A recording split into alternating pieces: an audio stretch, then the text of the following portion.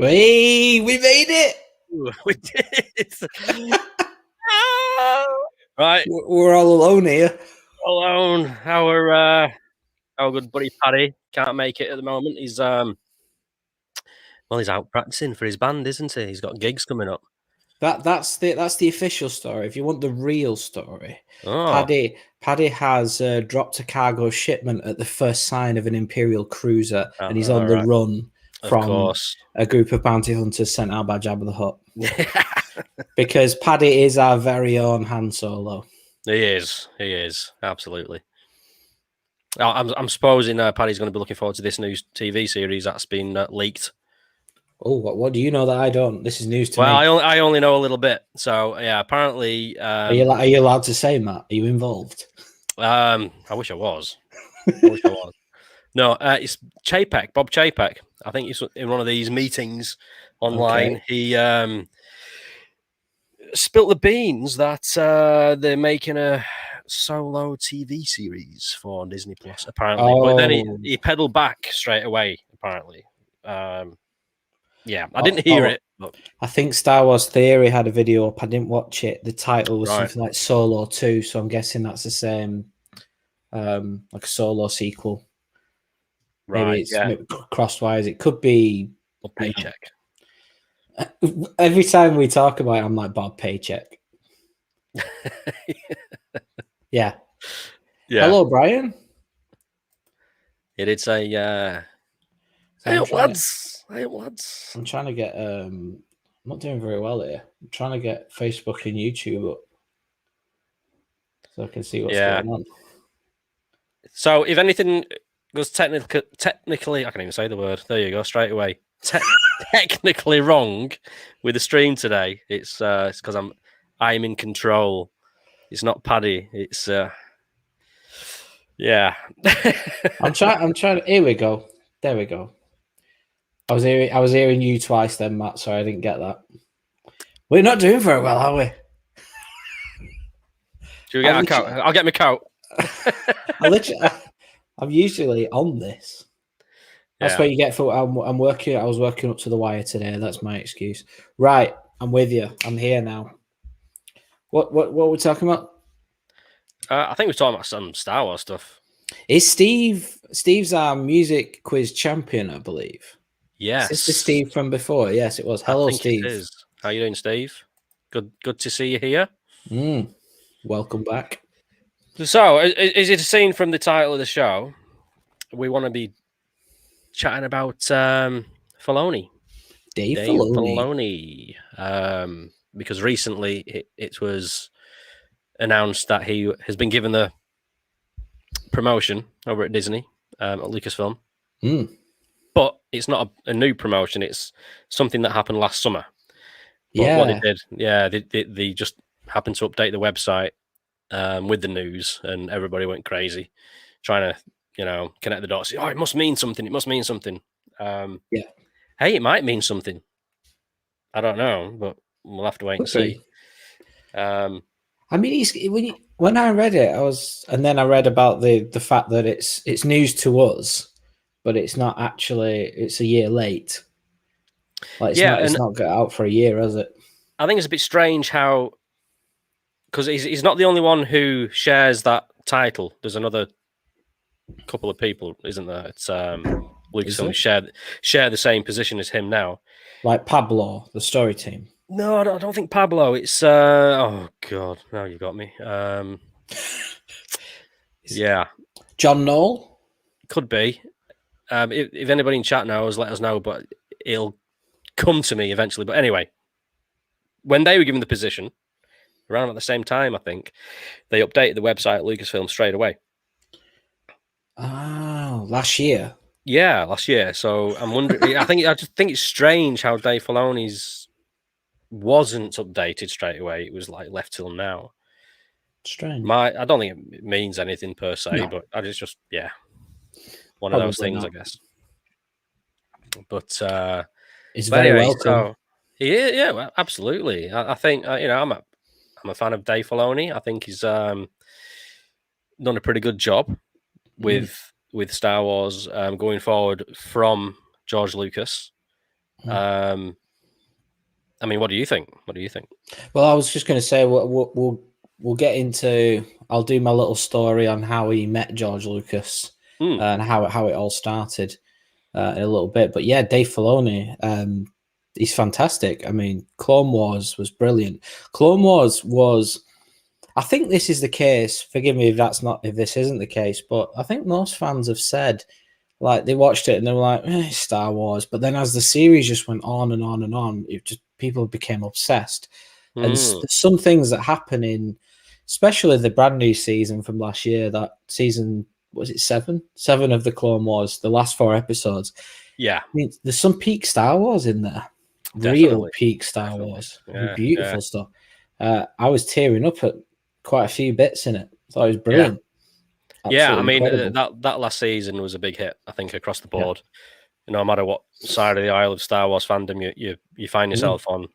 Yeah, definitely. There was something there to love. Definitely. Star Wars Rebels started off quite weak, and then it sort of picked up. And by season 4, I was like, "There's elements of this that are excellent, but it just didn't quite hit it as far out the park as Clone Wars did for most people."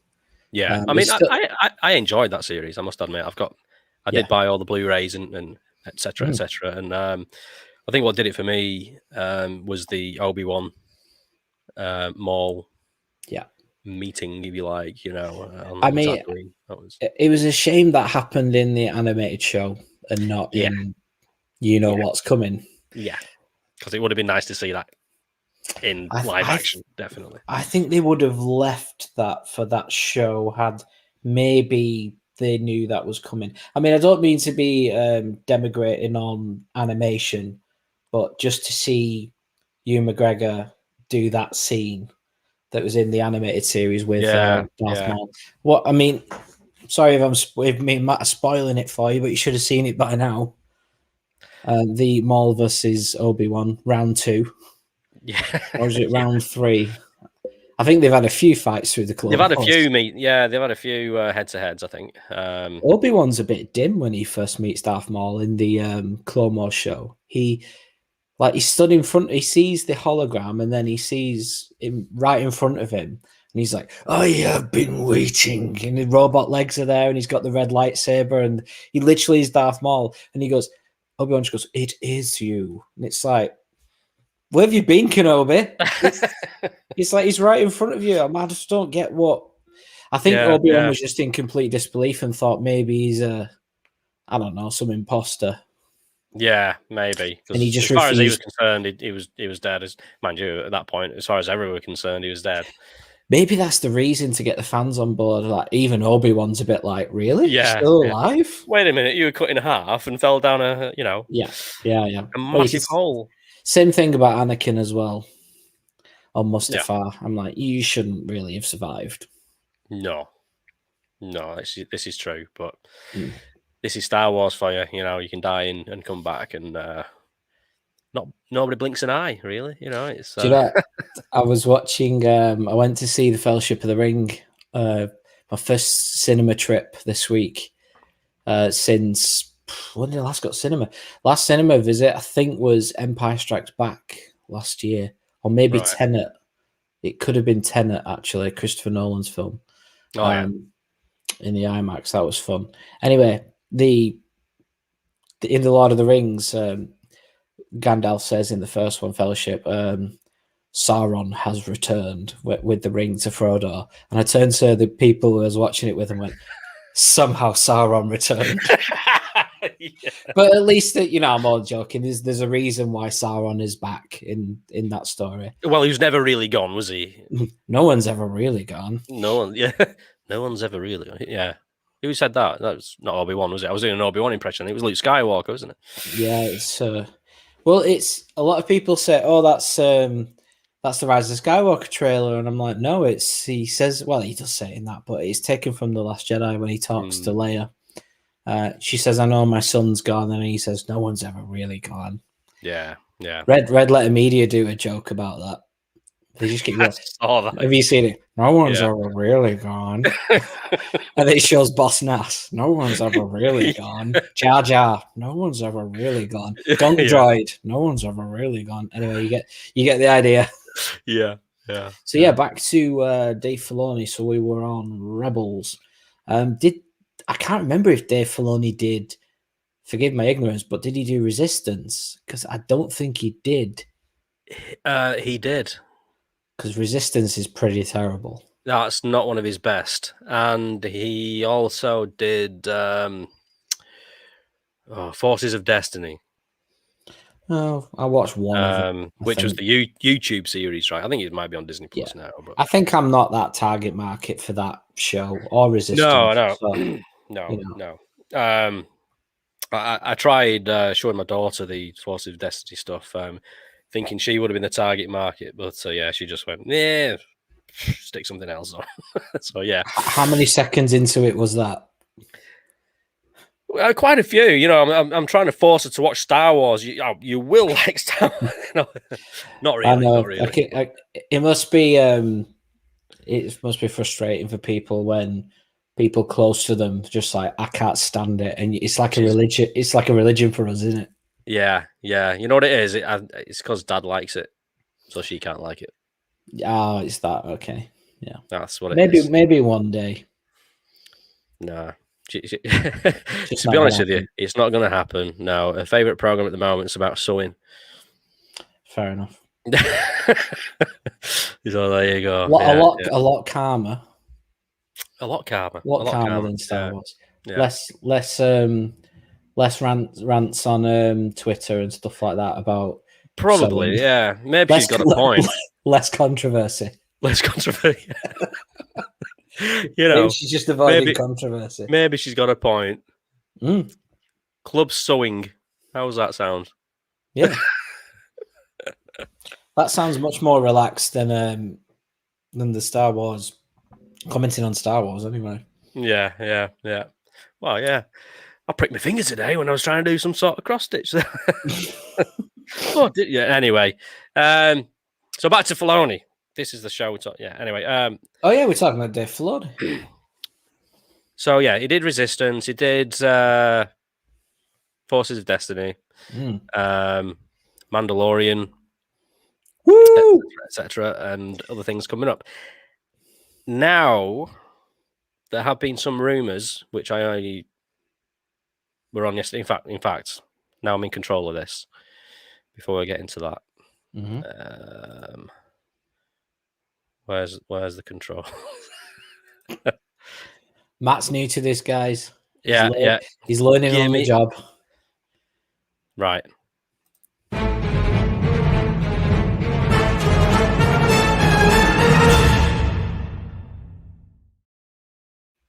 Oh, a new one.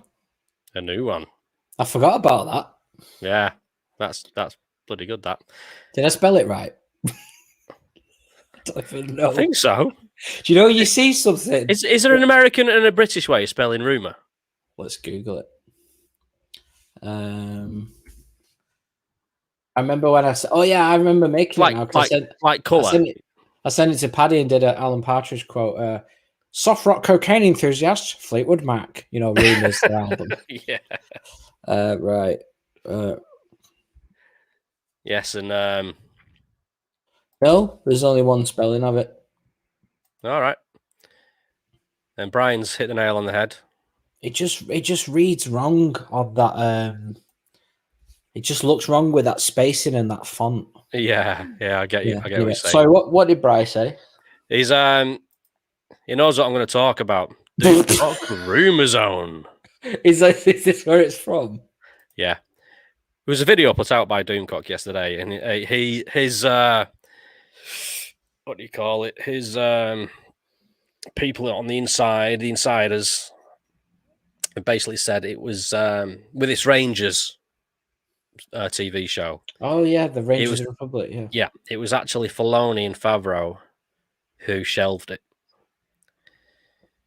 Oh. Because it was a show for the actress Gina Carano. Oh, of course, yeah. Yeah. So that's what apparently the rumor is. So yeah. Well, Dave at the minute's doing Book of Boba Fett, but I don't know if Jon Favreau is, or is it just Dave Filoni? They've not really said. I presumed it was going to be the pair of them. Yeah. Again, they seem to work well together, especially with the Mandalorian. So. But I think if they keep working on all this stuff, they might have to. Maybe that's why Mandalorian is taking a bit of a hiatus in terms of how long it's going to take for us to see season 3, is because they're busy. Them two are going to be working on all of these spin-off shows, Ahsoka, Acolyte, what are the others? Maybe not Acolyte. I don't think Acolyte. That's somebody else, that isn't it? And Acolyte is not close to the Mandalorian era, is it? Like that's a movie as well, isn't it? That's not. Oh, what? Pretty sure it's going to be a movie. They said it was a show. Have they changed it to a movie? Okay, no, I don't know. I'm not sure now. I thought it was going to be a movie, but I think the only movies they've officially announced is I'm probably going to say his name wrong. Taika Waititi's, which they haven't said what it's called or what it's about. Yeah. There's Rogue Squadron. Rogue Squadron, yeah. Is it called Rogue Squadron? It is, isn't it? Yeah. That's pretty so sure cool. What else is there? There was the 3 films that Bob Iger announced, but didn't. Oh, is it Benioff and Weiss trilogy, and then that got canned. That got canned, but you've got the guy from Marvel, Feige. Kevin Feige. Yeah, he's doing a Star Wars film as well, apparently.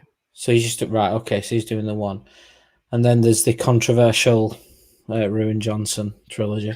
Because that was something that came out a week or so ago. Might be more. Kevin Feige was saying he does not want the top job at Lucasfilm. All right. Like president, and that you've got to think, why is he saying that? He must have been asked. Officially. Something must have happened behind the scenes where he's had to say that. I don't know, unless he would just ask the question randomly by a reporter. I don't know.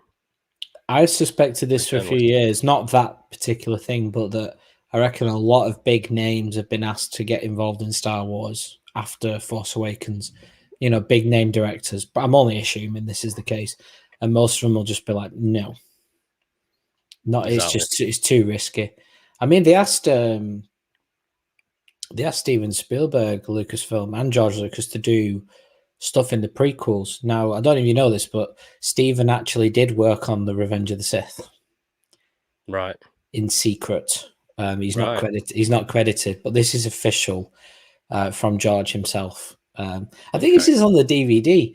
He, in Revenge of the Sith, when they're on the end of the arm, Anakin and Obi-Wan, and it falls off into the lava. Oh yeah, that's Steven Spielberg's idea. Was it the whole arm thing? And then one of the art director guys is just stood there listening to George say, "It'd be good if the arm could just like split, like some lava comes up and hits it, and then it bows and it splits off, and it falls into lava, and these two are still on it fighting."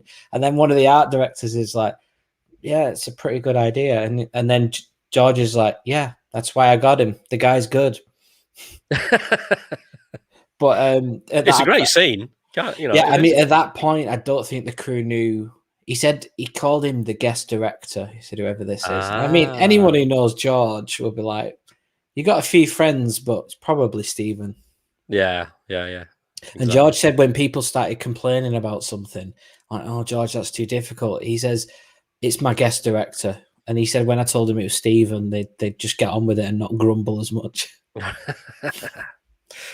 So yeah, I mean, Steven also said that I cannot direct Star Wars. That's George's movie.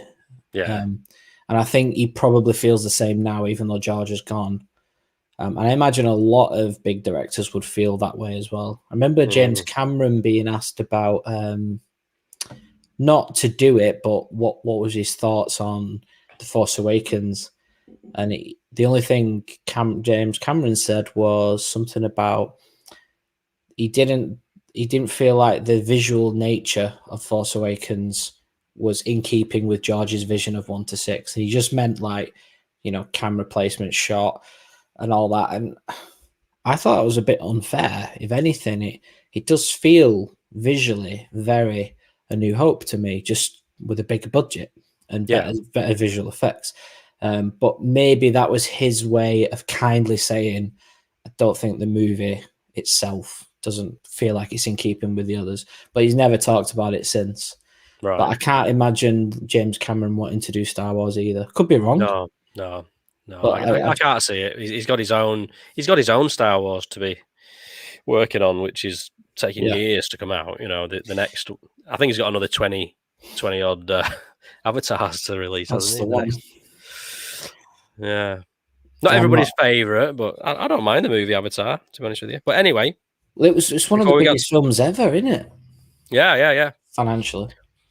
But you this is another rumor from the same Doomcock video. Okay. George might not be gone. No one's ever really gone. George might be coming back to do a trilogy. Yeah, I've been here. Do you believe it? No. I'd love to believe it. I really would.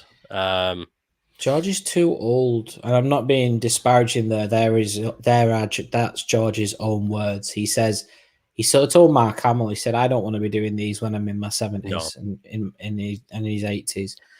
I could imagine the scenario where he wouldn't be doing the bulk of the work. He'd be there as an advisory, second director, whatever you want to call it. I don't know. I can imagine that scenario. Because he has been on set before many times, like The Mandalorian.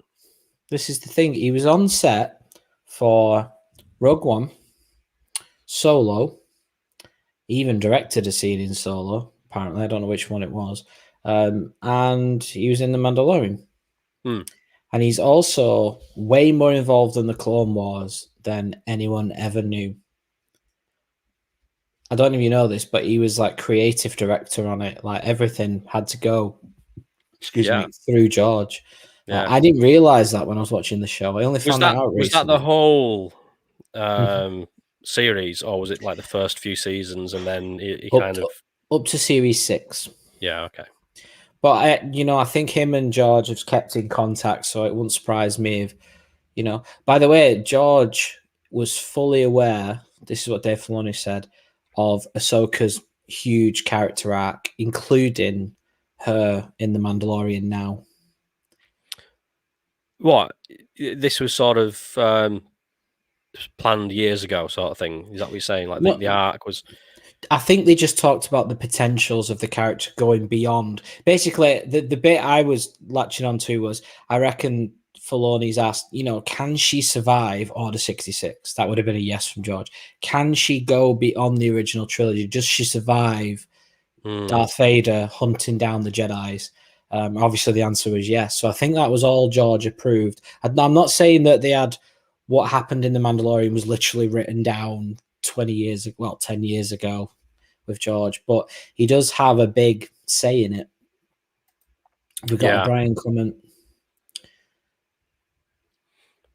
Right, yeah, George, he directed the scene where Han Solo kisses Daenerys. Yeah, in Solo, yeah. Yeah, I've heard that before. Oh, the bit it's Lando's cloakroom, isn't it? Yeah, okay. Yeah, I think he did direct that bit, yeah, that's right. Or he directed something from that show, I'm not exactly sure. Yeah, he definitely did something. There's no pictures of him on the set, I don't think. Or maybe there is. No. I don't think he was on set for the original directors. I think he was on set when Ron Howard took over, because Ron and George have worked together for years. Yeah. Good director, Ron Howard. He is, and he's got a pretty cool daughter who can direct a few episodes of The Mandalorian too.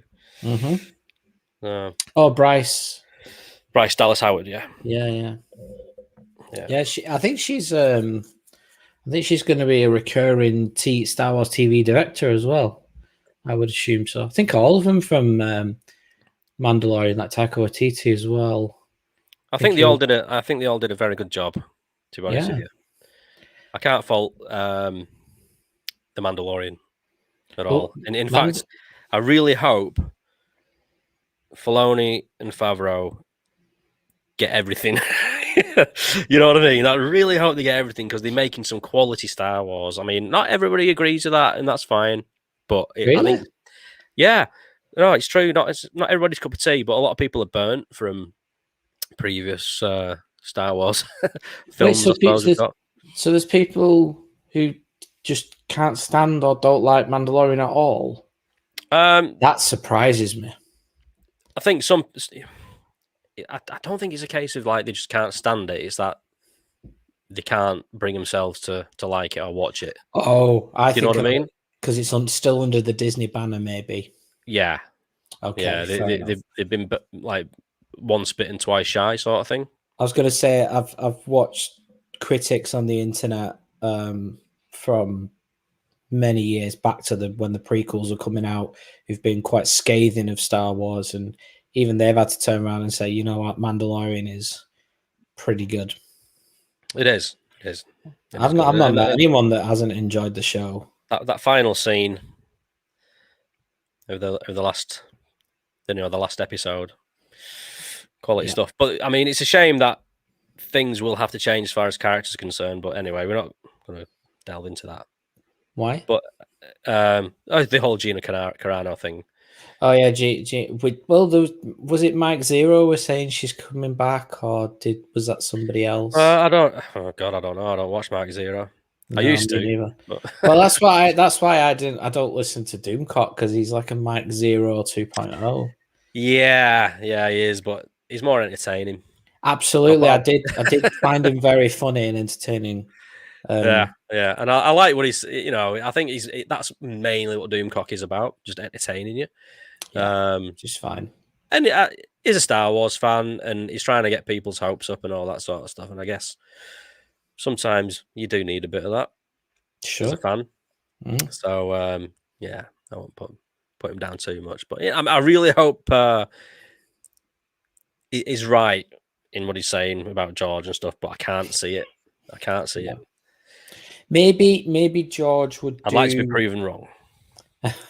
Maybe George could do something of there's your outline and you go and fill it, because that's sort of what happened on Empire and Jedi. You had Lee Brackett and Lawrence Kasdan writing Empire Strikes Back, and because George takes the mick out of himself at his AFI Lifetime Achievement Award. He says, I've gone from such and such a role to the king of wooden dialogue. He knows he's not that good a script writer. Yeah, I mean, some people have said that he just got very lucky on the original Star Wars, and he had a lot of help, and there were not too many, what did they call it, yes men around him. Some people say as well would say that Jedi was a bit of a fall off the cliff after Star Wars and Empire, and that some people link that to the departure of Gary Kurtz, who's the producer of the first two. And then I need Paddy here to do some Rick McCallum for us. But Rick McCallum was what Paddy refers to as a yes man. Just, yes, George, you're the best, you're the best, you're the best. Yeah. He had complete creative control, and maybe that wasn't that good. I mean, me and you both like the prequels. I'm just talking about these other people who were like, no, it's just Star Wars and Empire are great, and everything else is absolute crap. I mean, there's a varying factions of fans. I mean, when the prequels are coming out, I remember so many people hating them, like saying they're absolute trash, and I'm like, I kept going back to the theaters, like, I'm loving this. I'm sorry. Yeah, I was the same. I can't, I can understand people's point of view to a degree, but absolutely, I still like the prequels. The prequels wouldn't have made me as big a fan as I am. No. It was 3 probably could, but it was 4 and 5, Star Wars and Empire, that did it. Oh, yeah. Well, to be honest, not Empire, Star Wars. I was hooked. As soon as I watched episode 4, I was like, this is amazing. Yeah. So yeah, same. But I'm not one of those people that like started with that film and before the prequels came out, and I hated the prequels. I liked them, but I was at the right age. I don't know, Phantom Menace '99. I would have been like 11 or 12 years old. It's a great age to watch the prequels. Yeah, yeah, I remember it well. I was just so happy that we were getting new Star Wars movies back then. You I know, mean, do you and remember when the trailer dropped for the Phantom Menace? Like the world just lost its mind. yeah. It was a little bit like when the Force Awakens trailer dropped. I felt that hype again. The same, the the same. one with Harrison Ford in it, where he says "Chewie, we're home," all that. Chewie, we're home. I think, and now we've got the internet. We had the internet in 1998 when that trailer dropped, but it's not as accessible as it is now. No, it was not as instant. but the Force Awakens 2015, that buzz was there. I was the same with The Last Jedi. With the trailer with that, I just couldn't wait to get that Star Wars hit, and loved the trailer for The Last Jedi. Very good trailer, actually. I did look. I was so excited. But anyway, that's another story. Bringing it back, though, to a load Dave of Filoni. A load of Filoni and Ahsoka. When the movie came out, Clone Wars, it wasn't a big hit, was it? No, a lot of people. Awful. Yeah. Wasn't very good. How much involvement was George and like in that movie, and what part? How much of that is Filoni? Do you know? That is the most George involvement in Clone Wars, I believe, is that in season 1. And the more it went on, the more he let the reins go off Dave. Yeah. That's as much as we know. I don't really know much beyond that. But Dave, that was Dave's first thing on with Lucasfilm, was the Clone Wars movie. But I think George had a big. I remember watching the making of it, and I think Kevin Kiner, the composer of Rebels, Clone Wars, and the Clone Wars movie, George was doing all the direction. So I was like, this is a George Lucas movie. Yeah. It does feel George Lucas, the Clone Wars movie. And the first season does. And then as it moves into its own, I mean, I was surprised how much George was involved in Clone Wars. I had no idea. Yeah. He had his finger on the pulse, definitely. Yeah. But Ahsoka herself wasn't a big hit. Like even in the first season, of the actual series, like people saying she's more annoying than Jar Jar and C-3PO put together. Yeah. How wrong were they? I think those people basically came around in the end and realized, actually, no, this is one of the best characters we've got in Star Wars now. We all did, and I think that's a stroke of genius. Yeah, and that's Filoni, right? That is Filoni's. I credit Filoni for that. Yeah, that's his own. It's his character. He said he drew her, and he said that's it. That's Ahsoka, and he said it was just a pretty instant creation in terms of an instant hit with George, I believe, and the crew. Yeah. It was like, that's it. That's Anakin's new apprentice. Right. I mean, I was tearing up watching her episode. What's it? Is it just called The Jedi? The Mandalorian episode. I don't know the names. I think so. Yeah. It's just the Ahsoka episode, and it's just absolutely beautiful. I remember one of my students on the day I was going on to watch it, or it was the day before, one of them said, "Oh, you know what they're going to do? They're just going to tease Ahsoka and she just won't be in it." I remember she turned up in like the first 60 seconds of the episode, and I was like, "Oh, yes." Yeah, exactly. And I was like, I like that they didn't just tease her. I mean, Dave Filoni said recently as well that he wanted her to be in season 1 of Mandalorian, but he was just so afraid of getting that wrong, so he left it till season 2. He didn't want to, because it's a big shift, isn't it? It's a massive time jump, and she's a lot older. Yeah. So much has gone unsaid. I mean, the Ahsoka thing is quite interesting because they can delve into that and like, what was she doing during the original trilogy? Did she come close to confronting Vader? She may have confronted Vader again. Who knows? There's nothing to say she didn't. That's right. Yeah. So, the future is unknown at this point, isn't it? I mean, the near future, I guess. But I remember something that Dave Filoni said about Darth Vader in Rebels. He said, "Sure," because a lot of fans were like, "More Vader, more Vader," like because fans would. He's probably the most popular character of all time.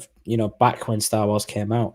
But Yeah, Dave Filoni said the problem with that is I have to kill characters off when Vader shows up because if I don't, it diminishes his power very true. and his impact. And I was like, that just shows such a awareness of what these characters are, their Yeah, limitations, and why you should and shouldn't use them. And I was like, this guy just knows Star Wars so well. yeah. I mean, which is why. I mean, have you been watching the Bad Batch? Yep, I'm up to date. Yeah, same. I watched the latest episode just before we came on air. Actually, You what do you probably think? you can probably talk about it more than I can then. Well, it was surprising to see Fennec, the character of Fennec, in there. Actually, Nobody says a name, and I was like, "Is it Finnick?" And then I watched the credits, and it is. Yeah. And I Is think it Star Wars put an same voice Instagram actress? post. Yeah, Is it right? That makes sense. yeah. Well, I'm presuming it is. It sounded like her, but anyway. Yeah, cool Uh, character. but my point is the character of the young girl. She's getting a lot of flack from certain areas of the fan base, and I'm thinking, whoa. This is like deja vu. You know? Yeah, did you not learn? Yeah. Give it a chance. We had the same thing with Ahsoka. Yeah. This character has a lot to give, I think. So like Have they confirmed that she is? So she's a clone, like the Bad Batch, a modified clone, right? yeah. So that's been confirmed in the show. Yeah, I think there's more to it than she's like similar to the Bad Batch, but I'm getting the impression that there's more to her than the rest of them, if you know what I mean. Yes. Probably will turn out she's force sensitive or something like that along down the line. But Well, do you remember the president of Camino said to, is it Lama Su or the other one, the other Camino and the scientist saying, the clones are, that's it. Jango Fett's DNA is, because he's dead now, he's gone. It's like we're cloning a defective version of the DNA, and it's getting watered down as time goes on, and the clones aren't as good as they used to be. So that's why they're saying, "Oh, the clones are costing the Empire. The clone program is costing the Empire loads of money because Grand Moff Tarkin doesn't really want them anymore. Neither does the Emperor. He's made his decision to go with conscription, which is what the Empire are."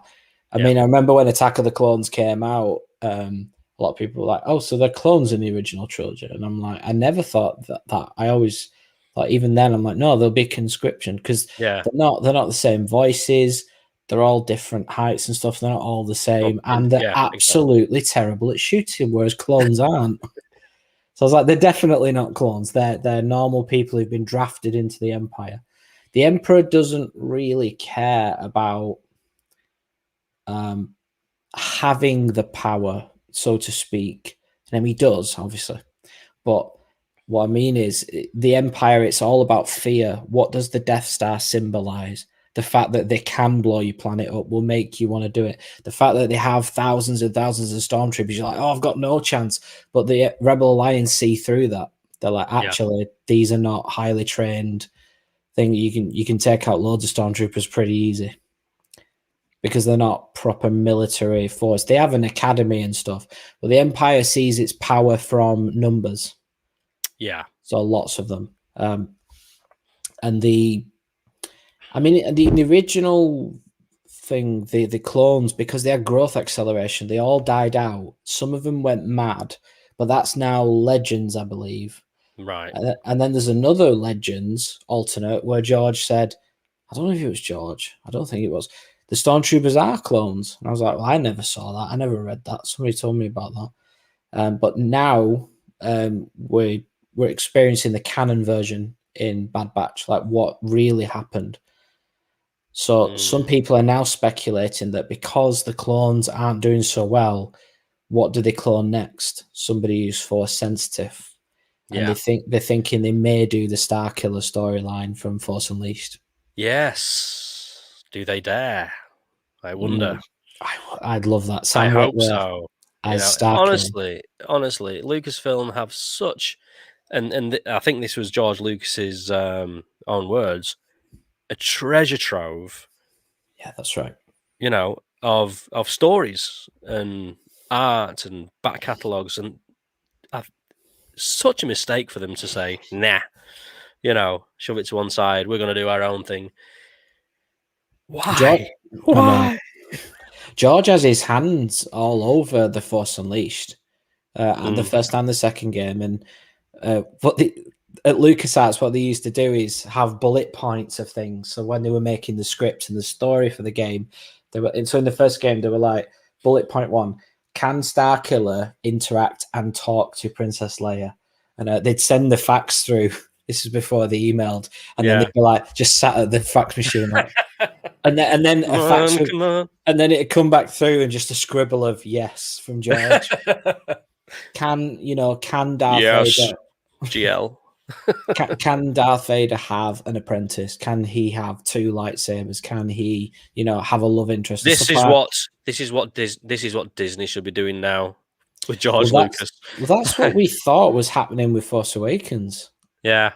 Before it was coming out, this was in speculation that George was still a consultant. But they went off and did their own thing. Exactly. But anyway, back to where were we up to? Bad Batch. Bad Batch, yeah. I've got to be honest, I'm a bit with the show. I'm not dying to see it like I was Clone Wars. No. But I'm going to watch it. I think me and you both said the same kind of attitude towards it. Like, we'll keep going with it. But I'm absolutely fascinated with the transition between the clone army and the stormtroopers, the Empire. Yeah, I don't think it's a series that's like setting the world on fire as far as other series, like the Mandalorian, for instance, or even the Clone Wars. Yeah. It's one of those. I didn't actually watch this latest episode until just like today. I don't think Clone Wars wasn't really setting the world on fire till about season 3 onwards, I'd say. True. Yeah. So maybe Bad Batch is going to be 1 season. It might stop. Who knows? But yeah, I suppose it all depends on where the story goes, doesn't it? And it might heat up. It might attract more eyes to it. I don't know. I'm wondering how it is doing amongst the fan base. I'd love to see numbers. And compare. But I don't think you can just Google stuff like that, can you? I don't think so. I think Disney would have to release that information, wouldn't they? Yeah. But it would be interesting because I'd love to see the numbers of like how many people watch each individual movie. Like, sure, is the original trilogy watched more than the prequel trilogy or the sequel trilogy or what have you? Which one is watched the most? Is it Empire? Like we probably think it is. Yeah, I mean, if we were to hazard a guess, I imagine 1 to 6 would be the most watched. Most watched, yes. I'd say 3, 4, 5 are the most popular Star Wars across all eras of generations of people that I know and you see online. I think 3, 4, 5 are very popular. Rogue One probably does quite well as well. Yes. I mean, from a personal standpoint, yeah. When it comes to watching any Star Wars film on Disney Plus, it's exactly what you just said. Solo never gets a look in. Not because I hate the movie or anything. It's just one that it doesn't come to mind. It doesn't spring to mind. Oh, I'll watch Solo. It's just some people. Like you said, I imagine you watch it and you go, it was all right, but I don't need to see that again. I've got everything out of it that I'd want. Yeah, I'm not pushed to watch again. Whereas I do like it, but it's not. It's probably my least favorite Star Wars film. Yeah, right. But that doesn't mean I don't like it. It's just like you say, it's not one that I run to and go, oh, I can't wait to see that. But no. Rogue One, Revenge of the Sith, Empire Strikes Back, yeah, they're right up there. And even Return of the Jedi, actually, for me. Sure. Yeah, it's yeah. But yeah, so yeah, I'll keep going with the Bad Batch. I'll keep going. I think the next episode is out tomorrow. It's out every Friday for us, isn't it? So it's only Wednesday though, Matt. But it's only Wednesday. I'm getting ahead of myself. So yeah, 2 days time. Even I was like, huh? Wait a minute. Do you know, I was watching Celebration at the same time as Paddy a few years ago. I can't remember which celebration it was, but Paddy just messaged me and said, I can't watch much more of this.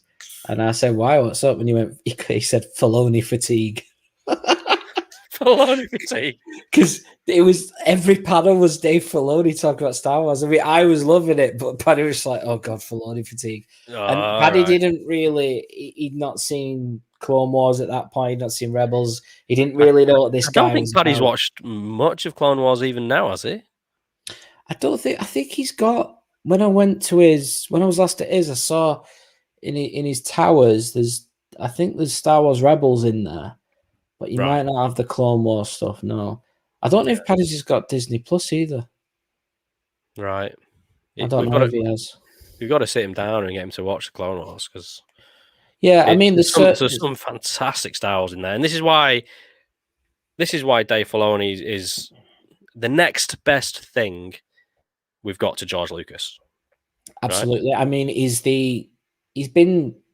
I'll come on to in a minute on how that all got started, but it's like having the ghost of George Lucas for me. Not that George is gone, but it's like having him as part of Star Wars, and it's like he's still there for me. Yeah, I mean, I understand. Filoni has critics who I've seen in other YouTube videos and whatnot, and I understand their point of view to a degree. But what's the consensus from them then? What are they not seeing that we like from Filoni?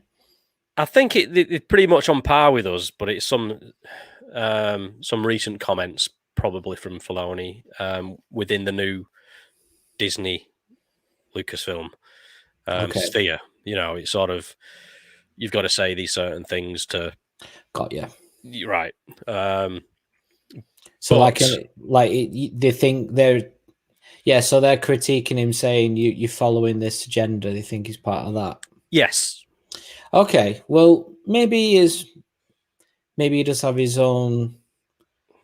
I mean, from a writing point of view, I've not seen any of that, but No, exactly, and I do remember him going to something, and he stood up for Rey. Now, this was when The Force Awakens came out. But when you watched, I know what you're talking about. In its context, you can almost understand why. Yeah, absolutely. Because he's not talking to a room full of blokes. Exactly. Also, the other thing is when I was watching it, I was like, he could be talking about Ahsoka there as well. It make no difference. Yeah. I mean, the difference is the Ahsoka. Yeah, exactly. Ahsoka's much better. A more well-rounded, thought-out character than Rey ever was, basically. Yeah, I mean, back then it was Force Awakens era, and I liked Rey. I was like, I'm looking forward to finding more out about her. She had a lot of potential. Sure. But yeah, back to let me do my little how he started at Lucasfilm. Yes. So Dave Filoni was one of the main people behind the animation on The Last Airbender, Avatar: The Last Airbender show, which is a Nickelodeon production. So this was back in, I think 2004, maybe just before Revenge of the Sith came out. I think it was 2004. And he gets a call saying, this is Lucasfilm. We're the animation department, as in 3D animation.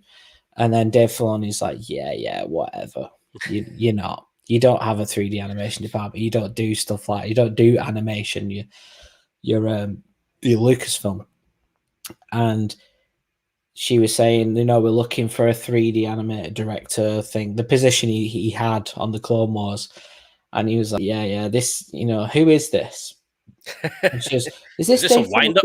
Yeah, he said, is this Dave Filoni? He went, this is the guys at Airbender, isn't it? Winding me up. Because there was one time where somebody said, Dave, you don't want to leave Airbender and do something else? And he said, not really. He said, I love doing this. I like it. And he said, what would take you to do it? And he said, if George Lucas picked up the phone and said, Dave, we need you to come work at Lucasfilm. And then everybody laughed and like, not going to happen. Then a few weeks later, this conversation happens on the phone, and he's thinking it's his mates at Airbender like winding him up because he just will not stop talking about the prequels, because Dave was a big advocate for the prequels, and he dressed up as Plo Koon. Yes, apparently Plo Koon is one of his favorite characters, right? Yeah. Did he dress up as Plo Koon and give out sweets and stuff? Yeah, so I'm going to get to that, but yeah, right. he was at the premiere of, not the premiere, but the first showings in near where he was in America for Revenge of the Sith. So they dressed up as Jedi, him and his friend, and so that he's on the phone. He's like, "Who is this?" And she said, "I've been given your name by such and such a body. Are you Dave Filoni?" And he said, "Yeah." And then he realized, "Oh, this is for real. This is actually happening." And then he started saying all the wrong things, and she said, "You're the guy." And he's like, "I'm so the guy. Like, you don't believe how much the guy I am." He goes, "I have a Plo Koon costume that I'm making in my garage and everything." And then he said, fanboy moment. And she said, when she met him, she said, "I nearly cancelled this arrangement, this interview, because you were just sounding like a crazy person. But I'd already said yes to you before you realized that what this was." So he went up to Skywalker Ranch to meet George Lucas and have a meeting with him. So apparently he says, "Hi, I'm Dave Filoni. I work on this show and this show." And he pushes over this portfolio of artwork. And he said George was just like looking through it very quickly. So I don't know if you've seen the making of The Phantom Menace. George is looking at all the artwork for all the prequels, actually. And he has these little stamps, and he's just like, yes, yes, yes, yes, no, no, no, no, yes. And he decides whether he wants it really quickly.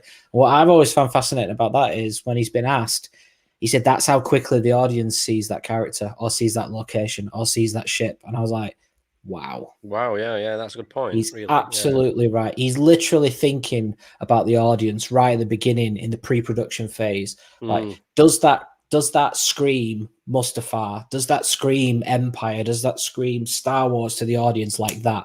And I was like, that's pretty impressive. That's how he makes his movies. So he said he was going through the artwork like that quickly as well. And Dave Filoni says to the interviewer, he goes, I'm not going to impress him with that artwork. Like, he works with the best people in the world. So apparently he closes the portfolio, pushes it to one side, leans to Dave and says, "So this is how the Force works. A Jedi is selfless, a Sith is selfish, and when it's all about balance," and he just goes through the whole thing. And Dave said he didn't say a word. He just sat there nodding. And Dave said what was really interesting is the way George saw Star Wars was the way I'd always thought about Star Wars, the way I'd always thought about Obi-Wan Kenobi, the relationship between Luke and Vader, all this stuff. And I was like, yes, this is exactly why I say he's like an emissary of George Lucas. Yeah. It's like he's there. And then he said, two kindred spirits. Absolutely. Just on the same page, how they see Star Wars. Anyway, they had this big talk and everything. And then George said, "Thank you very much. It's been very nice to meet you." And Dave's like, in his head, he's thinking, I'm never going to see this guy again. He's like, "Thank you so much for the opportunity," and all that. And then he walks out. And then this woman who organized this thing comes in. I've forgotten her name. And she says, "You got the job. He loves you." Wow. Just like that. And then he goes back and tells his friends, and they announce it that Dave Filoni is the director of this Clone Wars thing. And then all his mates are like, so what's it about? And then Dave's like, "I don't know." He's got no idea. Ain't got a clue. And obviously the first thing was that movie that they made together. Yeah. Coming up with Ahsoka and everything. So yeah, there's what's that thing called? Mandalorian, the making of. On Disney Plus. Yeah. What sat around the table sort of thing. Is that? Yeah, Dave goes through what the fight in the Phantom Menace is about, and he talks about people not liking the prequels. And this went all around Twitter and stuff. Like, Dave Filoni will make you like the prequels, and he talks about how what Duel of the Fates actually is, what it really means. It's about the fate of Anakin Skywalker. I mean, he does it way more eloquently than I ever could, so I'm not even going to try. But you should go and watch that. The Gallery. Thank you, Brian. The Gallery. Yes. So if you go watch the gallery and watch, if you want to know how much Dave Filoni knows about Star Wars, watch that. You'll be like, wow, Yeah, this guy, I'll have to go watch that again. He knows Star Wars so well. He does. I think Star Wars Theory, the YouTuber, has a video on it. Like Dave Filoni just changed the prequels for me. Right. I mean, that's coming from someone like Star Wars Theory is a big prequel fan, but yeah, I mean it changed how I saw the Phantom Menace as well. Not that I hated the Phantom Menace, but I didn't think it was this crowning achievement. No, but it probably just opened the curtains a little bit wider for you. For sure, yeah. You know, let a bit more light in. I think the prequels are not obviously good stories, but behind the scenes, I think world building wise, they are much better and bigger than the original trilogy. But the original trilogy has much stronger characters, performances, and it's not too much about the spectacle. Whereas the prequels, the lens was more spectacle, I think. But yeah, I do. I like the prequels. That's one of the biggest complaints about the sequels too. There's not a lot of world building going on. Yeah, it's quite small and limiting. It's more like the original trilogy than the prequel trilogy, which is surprising. I thought it'd be the other way around. I thought it'd be much bigger. Yeah, same. I was expecting definitely something more along the lines of what we were getting from the Marvel movies, you know, but Star Wars. I think we're kind of heading that way with these new TV shows, these live action shows. I think so. Yeah, I think this is where they'll be getting to the nitty gritty of Star Wars on Disney Plus. So yeah, Dave Filoni. Fingers crossed, anyway. Yeah, absolutely. But yeah, Dave Filoni is. I do think Star Wars is in really good hands. Yeah, I do too, and hopefully he will stay in the creative side of things. Yes. I know a lot of people think he should be in a more leadership role, but you'll be taking. It's like taking a paintbrush off an artist and saying you just supervise. You know what I mean? It's you can't do it. It's I don't think people realize how much non-creative work that is for somebody. Yeah, delegating and all that sort of. It's managerial stuff. It's managerial, boring stuff, isn't it? You know, I mean, if there is going to be a leadership change at Lucasfilm, which is 50-50 at the moment, I don't know. Like Kathleen Kennedy's contract comes up this year, doesn't it? At the end of is that again? So it got renewed, and now it's going to maybe. It got renewed. What year would it have been? I was still in New Zealand, so I'm guessing it probably around about 2016. See, I heard that it was going to be like the sequel era, and then that was Kathleen was going to move on and do other stuff, but I could be wrong on that. Yeah. I mean, all rumors are saying, she probably will not get her contract renewed, but she might be given a bit of leeway and she'll get to work on Indiana Jones, but the Star Wars side of things will get a new leadership. Right. Who that's going to be, I don't know, but it can't be Filoni. No, I don't think he's interested either. I think he, like you said, he wants the paintbrush. Yes, exactly, and he should always have that paintbrush. You know, that's what he does. That's his job. Sure. You know, and it's what he loves. It's what he loves. Yeah. More Filoni for me. I don't know. I won't speak for Paddy, but Filoni fatigue. All Filoni'd out. Yeah. Let me see. Well, whilst we're on that, do you want to talk about the J.J. Abrams things? Sure thing. That'd be a good segue into that. Yeah. So I'll do the little. So the precursor. There was a bit of news that dropped today, wasn't there? About JJ and what he was saying about the Star Wars. What would you say? The planning and the. You mean lack thereof? Lack thereof. We shall get into it next.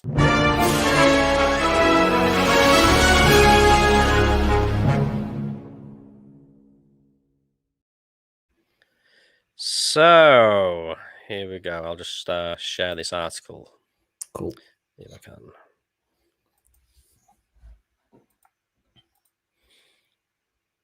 I'm glad you know what you're doing with all that. Just figuring it out. Can you see that? Yes. Okay, so this is from Bounding into Comics. I love that it's a picture of the Star Trek crew. That's great. Come on. I didn't even notice it till now. Yeah. Surely it even says Star Trek Into Darkness behind him. Come on. This guy here on the left. What's he got? Yeah, Carl Urban. He's met me. Yeah? Yeah, he met me once. He's cool. He's a cool guy. In fact, it was at a convention, obviously, and he was doing the Q&A, and this is in Manchester.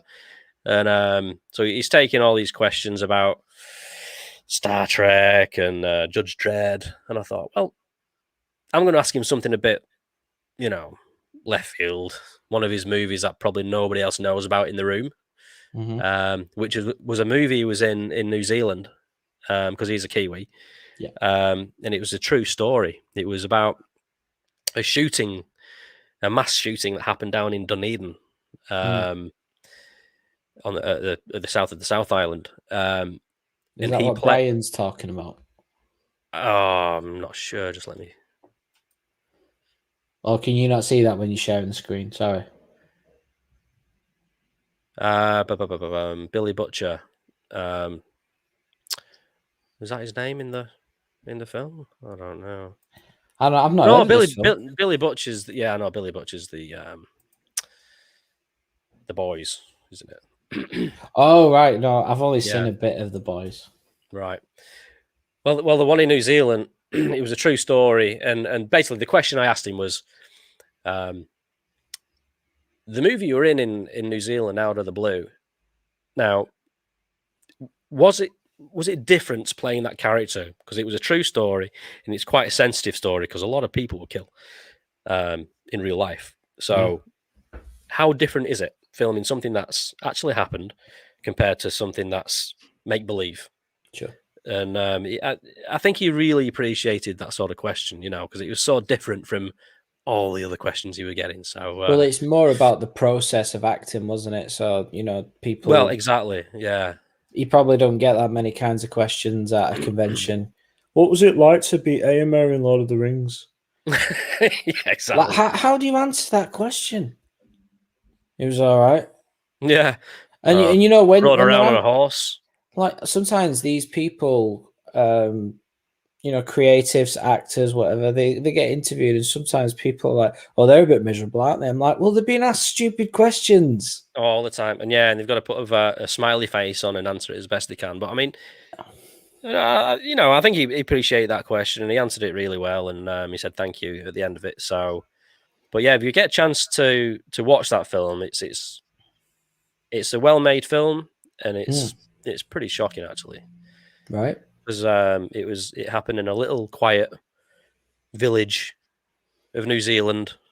Yeah. And it's called Out of the Blue, and that's a good title for it because it was something that happened out of the blue. Interesting.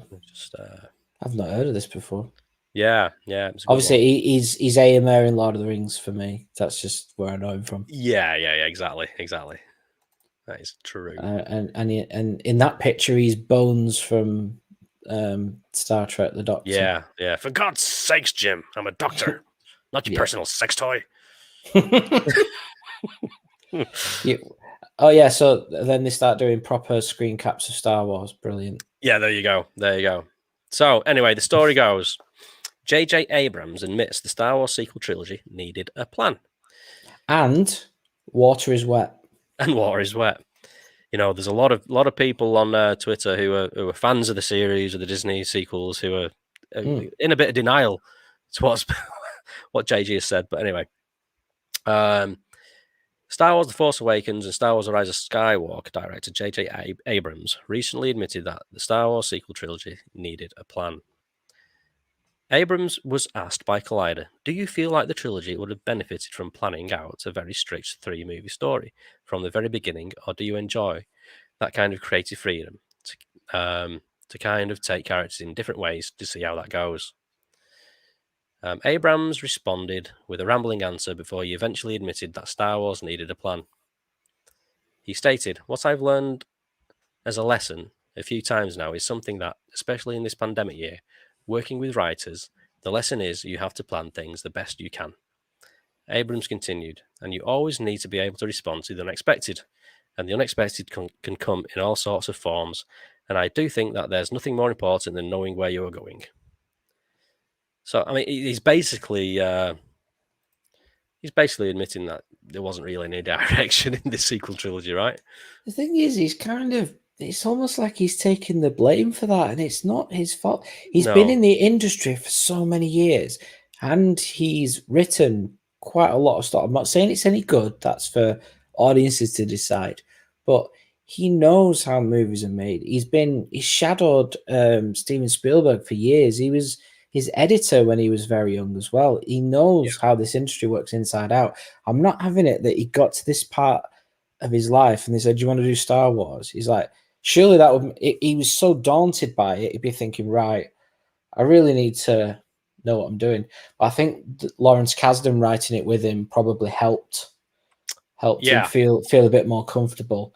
But ultimately, it's the people above those who decided that it was going to be the relay race. It's not JJ. Exactly. Yeah, It's the people in charge. It's not the directors on this one. I think the people at the top presumed that the creative juices would be flowing a lot faster if there was a bit of pressure, and all this sort of stuff. And also, my suspicion was, if you remember, I said a few episodes ago. Have we got a comment? No, but we've got a guest. Oh.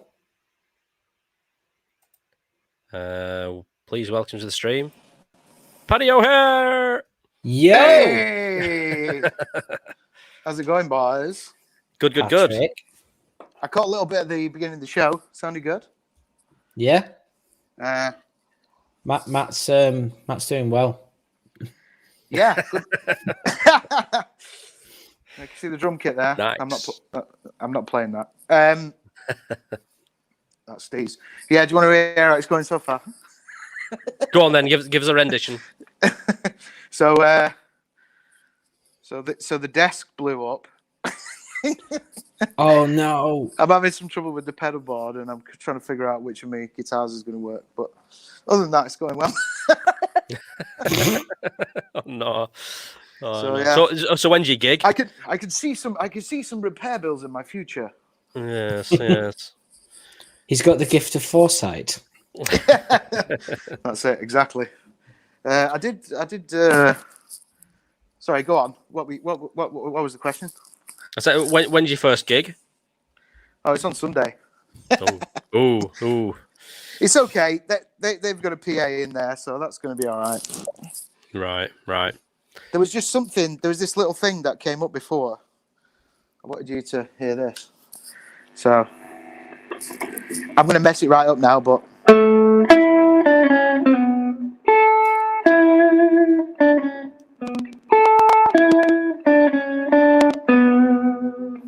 Nice. Lovely. Copyright strike. Cheers, Paddy. The stream's down. Never ever played it, I don't think. I was just like, I'll surprise the boys with a couple of notes of John. Played really badly on an electric guitar. There he is. He's there saying thank you. Thank you for that. Thank you for butchering my music, Paddy.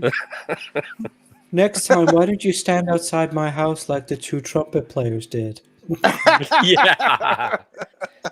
Absolutely. So yeah, hey, so stay on. Go on. Yeah, just while you're here, we were just talking about this news article. Yeah. J.J. Abrams came out today. He was asked a question by Collider about planning of the sequel trilogy, and he's basically said, "Yeah, there's no plan, and it would have been a lot easier to have a plan for these movies." I think I saw the clip there. Yeah. Of it. I mean, yeah, you've got to agree with him. Yeah. I mean, we were just saying you can't really blame JJ because the whole sort of like plan for this trilogy came from above him, and he was just the Yeah, of course. put into this position, so to speak. Of course, yeah. Plus, him and George didn't get to work together either, did they? Even though he kind of wanted to and things like that. No. So also, I think a lot of people forget that Michael Arndt was the writer of The Force Awakens originally. And JJ and Kasdan came in after that. So I was like, so this has been in pre.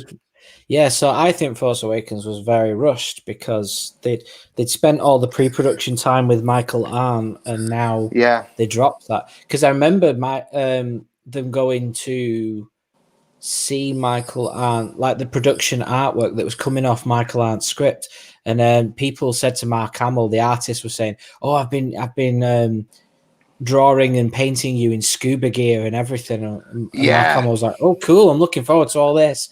And then he gets the script, and it's what? Remove your hood and turn around. Yeah. God, I lost all this weight. Yeah, a literal cliffhanger. But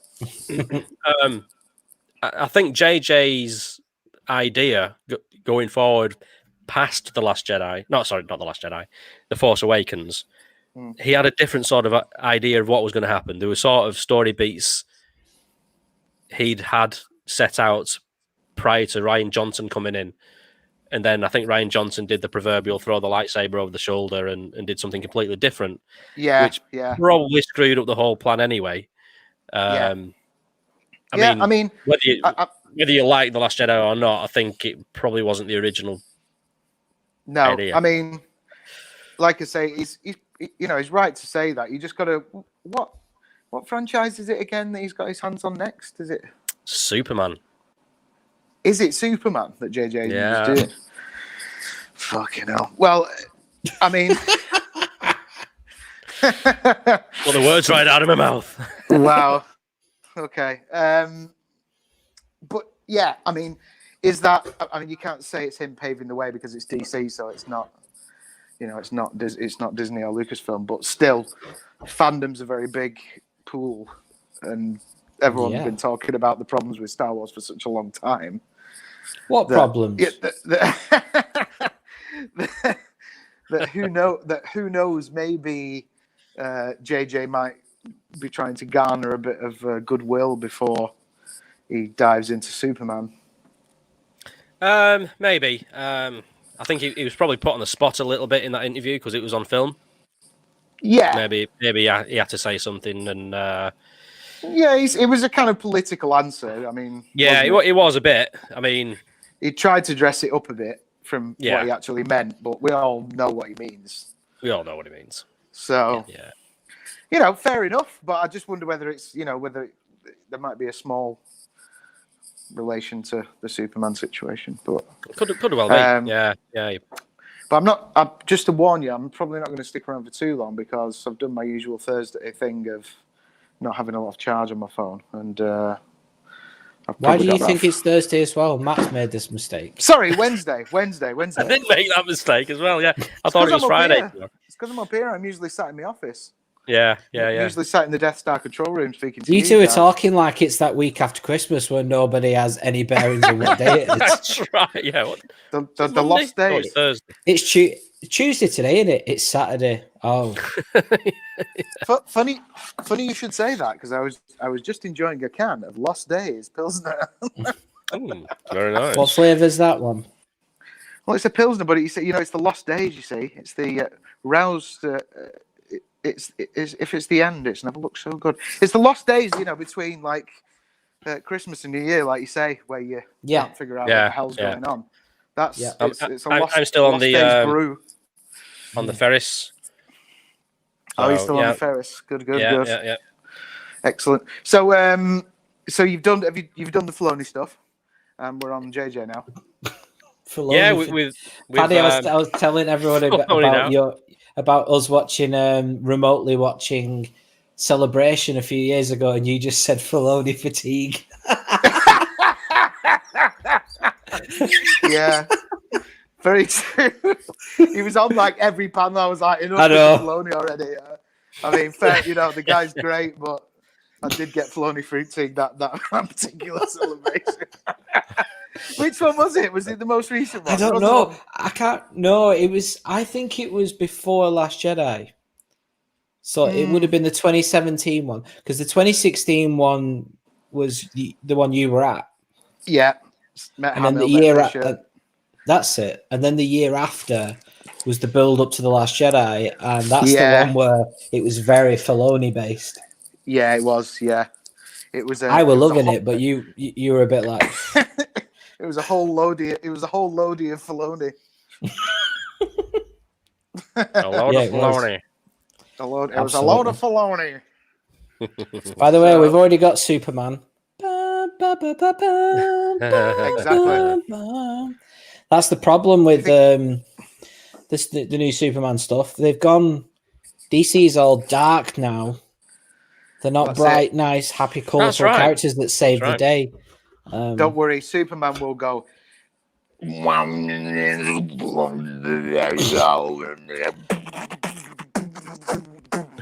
It's ridiculous how accurate that is.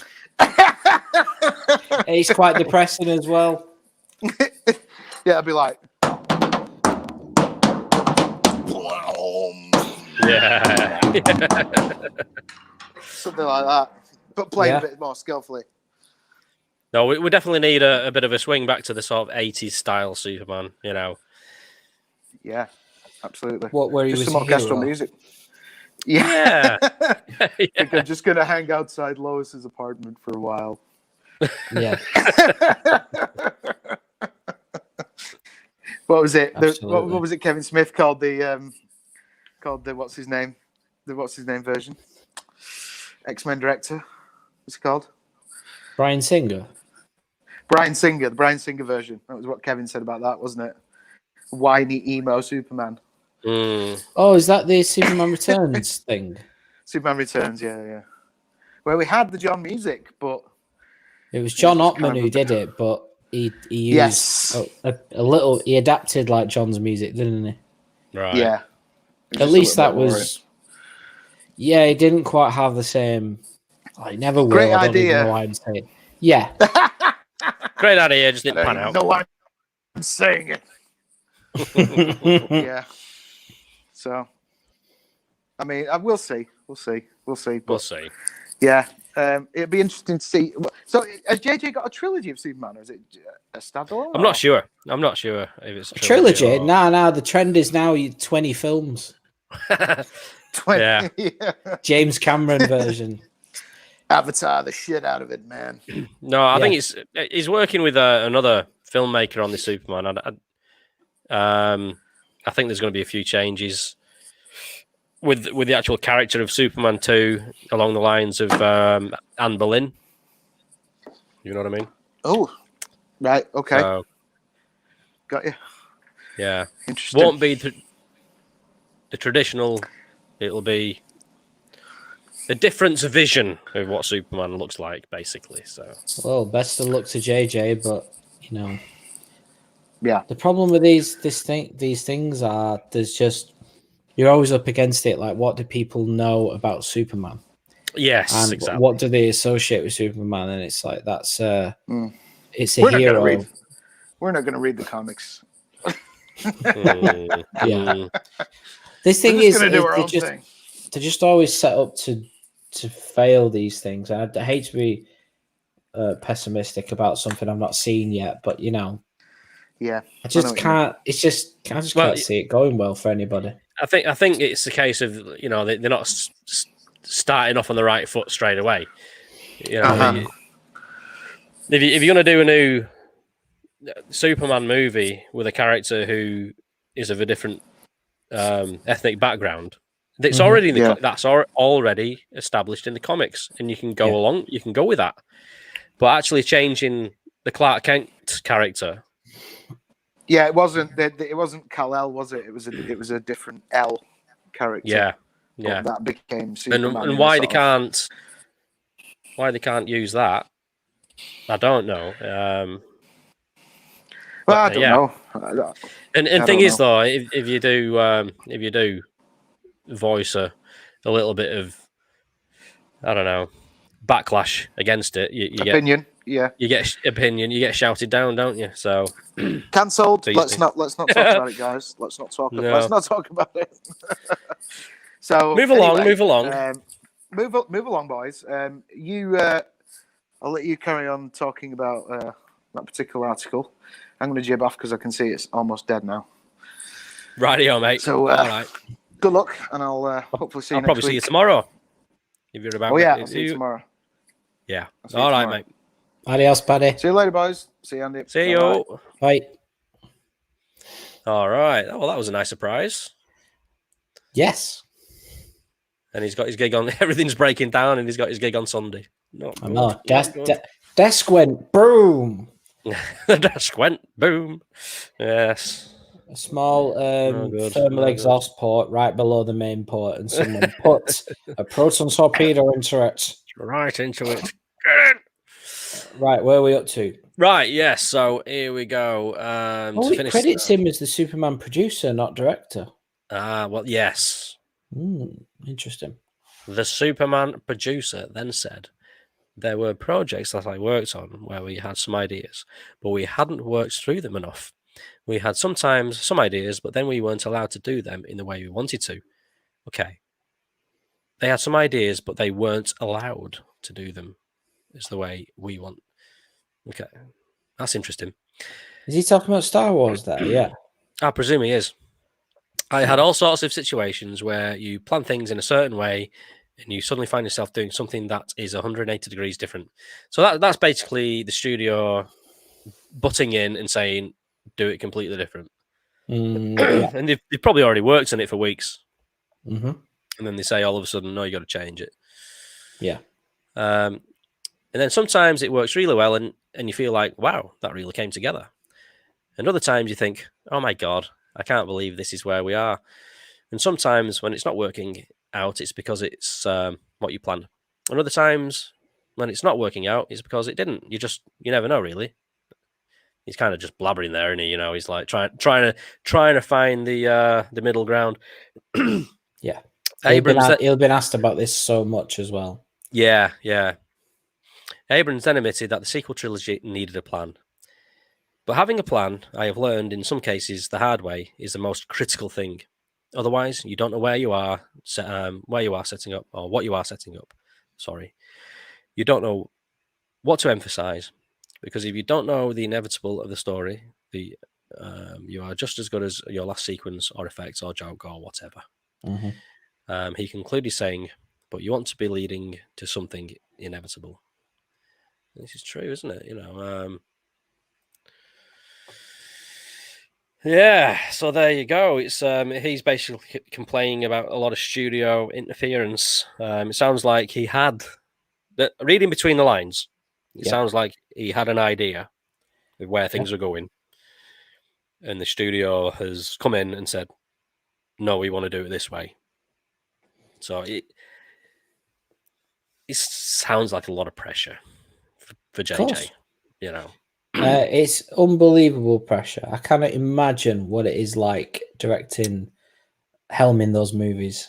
Yeah, and you've got to think as well with what Daisy Ridley said about the movie.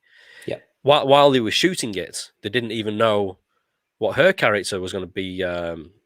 Whether she was related to Luke Skywalker or Obi-Wan and this is while they're filming the movie. I know she said on set to JJ, am I related to Palpatine or not? And he said, we don't know anymore. Or something to that effect. Like they said to her, oh, you're Palpatine's granddaughter or something like that. Or that we're going to hint that you're a Palpatine. And then apparently a week later, she said, is that still the case? And they said, we don't know. I don't know. Yeah. Crazy. And she said, like, there was at one point they were talking about being a Kenobi. That's right. Well, that's why I think would have been better. Do you know, Ewan McGregor revealed that he was only asked to do his voice 2 weeks before the film came out. Yeah, right. Yeah, these are your last steps. First, sorry. Yeah, that's right. These are your right. Ray, these are your first steps or something. These are your last steps as a Kenobi. because next week you're going to be related to somebody else. Absolutely. I mean, they wasn't Luke. I'm sure Luke came up as well. The daughter of Luke. Yeah, the daughter, granddaughter, whoever. Yeah. I mean, the thing. Both of those options for me would have been better than what we got eventually. Personally speaking. But. Yeah, Rise of Skywalker was just. I mean, I've on the channel on Club Star Wars, I probably have the highest opinion of the sequel movies. Yeah. Definitely. But the Rise of Skywalker was. We can all agree. Really baffling. I mean, I don't want to be disparaging because, that the amount of people that put effort into making that movie. I mean, it's a beautiful looking film. It's so well done in that respect, just looking at it. But from a story point of view and a character point of view, I was just like, pfft. Yeah. I just couldn't quite believe how bad it was. No. Well, we know why now. I mean, we always had we had a feeling that it was because it was rushed, it wasn't planned out, etc., etc. I mean, it kind of shows, and Sure. and what JJ just said confirms everything. You know. I mean, I think did I say this before about the relay race and then Paddy came in? I was talking about they call it a relay race, like you give is it baton or whatever to JJ, give it to Ryan Johnson, and Ryan Johnson give it to Colin Trevorrow. And I think that could be down to them wanting to release the movies quicker, because Star Wars always took 3 years to come out and make. And the sequel trilogy, they wanted it every 2 years.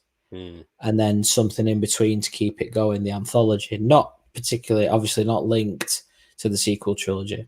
That was quite interesting to do as well for Disney. And I was like, that's quite... I wasn't expecting them to do Rogue One and Solo. They're prequels to the original trilogy. I thought they would fill in gaps between the movies, maybe the sequels, or do something in that era, and they didn't. And I was quite surprised at that. Yeah. With the whole people criticizing them, saying, "Oh, they don't want to focus on the original trilogy because they don't own those characters or something, and the Darth Vader toys don't make them any money," or something to that effect. Yeah. I was like, no, I'm not having that. Rogue One is your antidote to that. They did want you. I mean, and then when those everything they're doing now is that era. Apart, everything on the screen, even merchandise as well, isn't it? It's all that. Yeah, original trilogy. Original trilogy or PT, prequels really. Yeah, and prequel. The 50th anniversary of Lucasfilm is just coming around, isn't it? And there's all these figures being re-released, and there's some prequels as well. Yeah, you'd think if the sequels are done that well, then the sequel merchandise would be the most popular because it's newer. Sure. But that isn't the case. I mean, it speaks volumes to me. Mm-hmm. It's kind of obvious, but anyway, do you know what I was saying before about George Lucas and him looking at the artwork and saying straight away that's something a Jedi would look like, or that's a dark side ship or something like that. The other thing that's interesting about Star Wars is you can identify most characters just from their silhouette. That's true. Yeah. So the silhouette of Vader, very iconic. The silhouette of Luke and how, I mean, if you think about A New Hope, think about the silhouette of all the main characters. You know exactly what you're looking at and who it is. Yeah, this is true. It's very, very clever, that kind of design. But someone was comparing it to the sequel, saying it's not as iconic. Now, I never expected the sequels to be like that because Star Wars has been done. And if it tries to be like that, then it's going to be too like the original trilogy. So what I'm trying to get at is it was always going to divide people. People were going to love it. I think the sequel trilogy was always going to be Marmite, whatever they did. Yeah. Because in an alternate reality, I mean, people like yourself would probably take this and be like, yeah, I'd rather have that, but just a carbon copy of the original trilogy.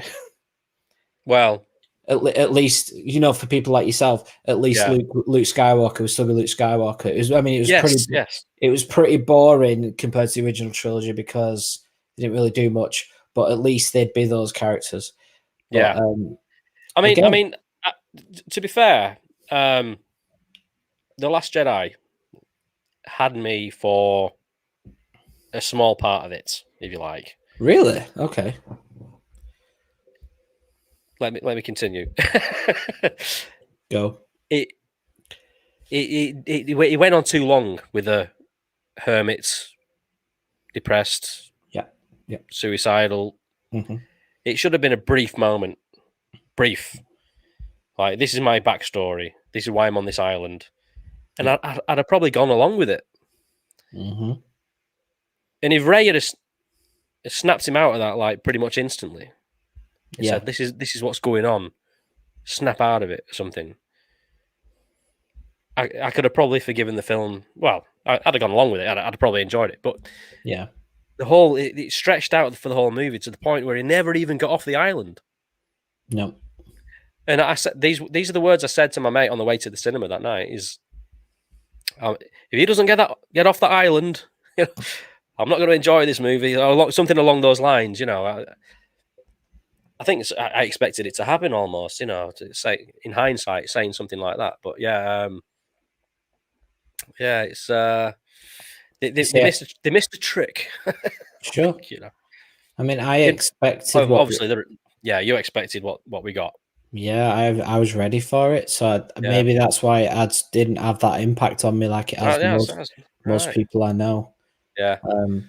The reason Paddy picked up on it as well. He was the only one when the trailer dropped that he was like, not feeling that at all.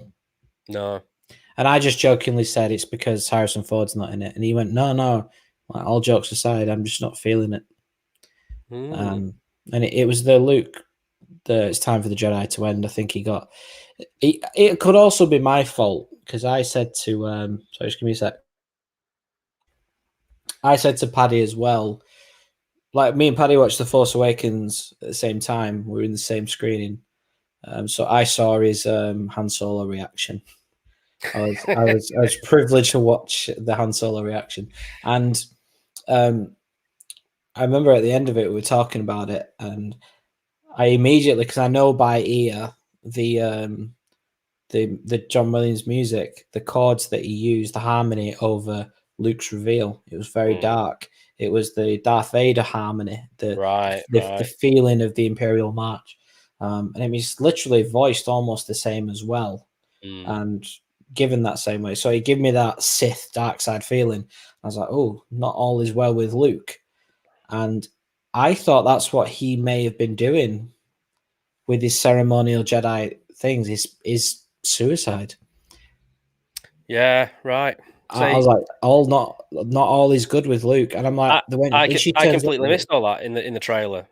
Yeah, so I thought it was a bait and switch. That's, I probably saw what you saw, but didn't quite believe what I was seeing. I thought, they just, they're sending us up here. This is a bait and switch. This is they're setting Luke up to look like some sort of failure. Yeah, and but in the movie, we'll get that uplifting feeling where he's the hero again.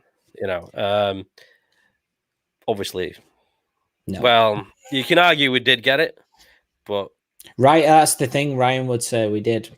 I would say I see your point of view, Ryan, but it didn't give us the uplifting Luke Skywalker feeling that I got in Return of the Jedi. No, exactly, and I think it.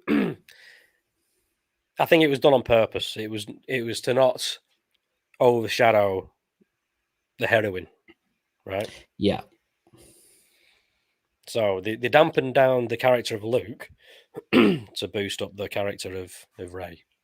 Well, Rey is that's the problem with The Force Awakens, is I think Luke should have been in it earlier so that when he does show up, instead of the way they did it and he just shows up in episode 8. I know he shows up at the end of Force Awakens, but for me, he's not in the movie. He's just not there.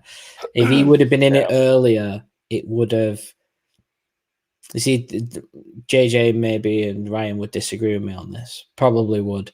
If them three were together, people would be like, I don't give a shit about Poe, Rey, and Finn now because you've got them three back together. But that's what everybody wanted. Yeah.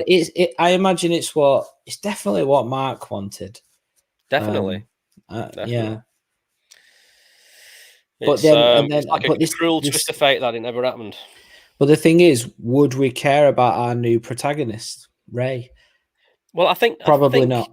Well, I mean, you say probably not. I think you make her a good character, we would. Yeah, if she was a good character and if she had a decent enough connection to these characters, not just a sort of on a whim in the last movie. Mm-hmm. She's a Palpatine. Oh, and by the way, right at the end, she adopts the name Skywalker without asking anybody. But yeah, it's pretty weird that was weird, and it just felt wrong and rushed, and obviously, as JJ's confirmed, not planned out at all. No. So I imagine it was rewritten. Rise of Skywalker's rewritten to the point where you got a broom and you replace the brush, and then you replace the handle, then you press the brush, and then you replace the handle. And it's like, is it still the same brush?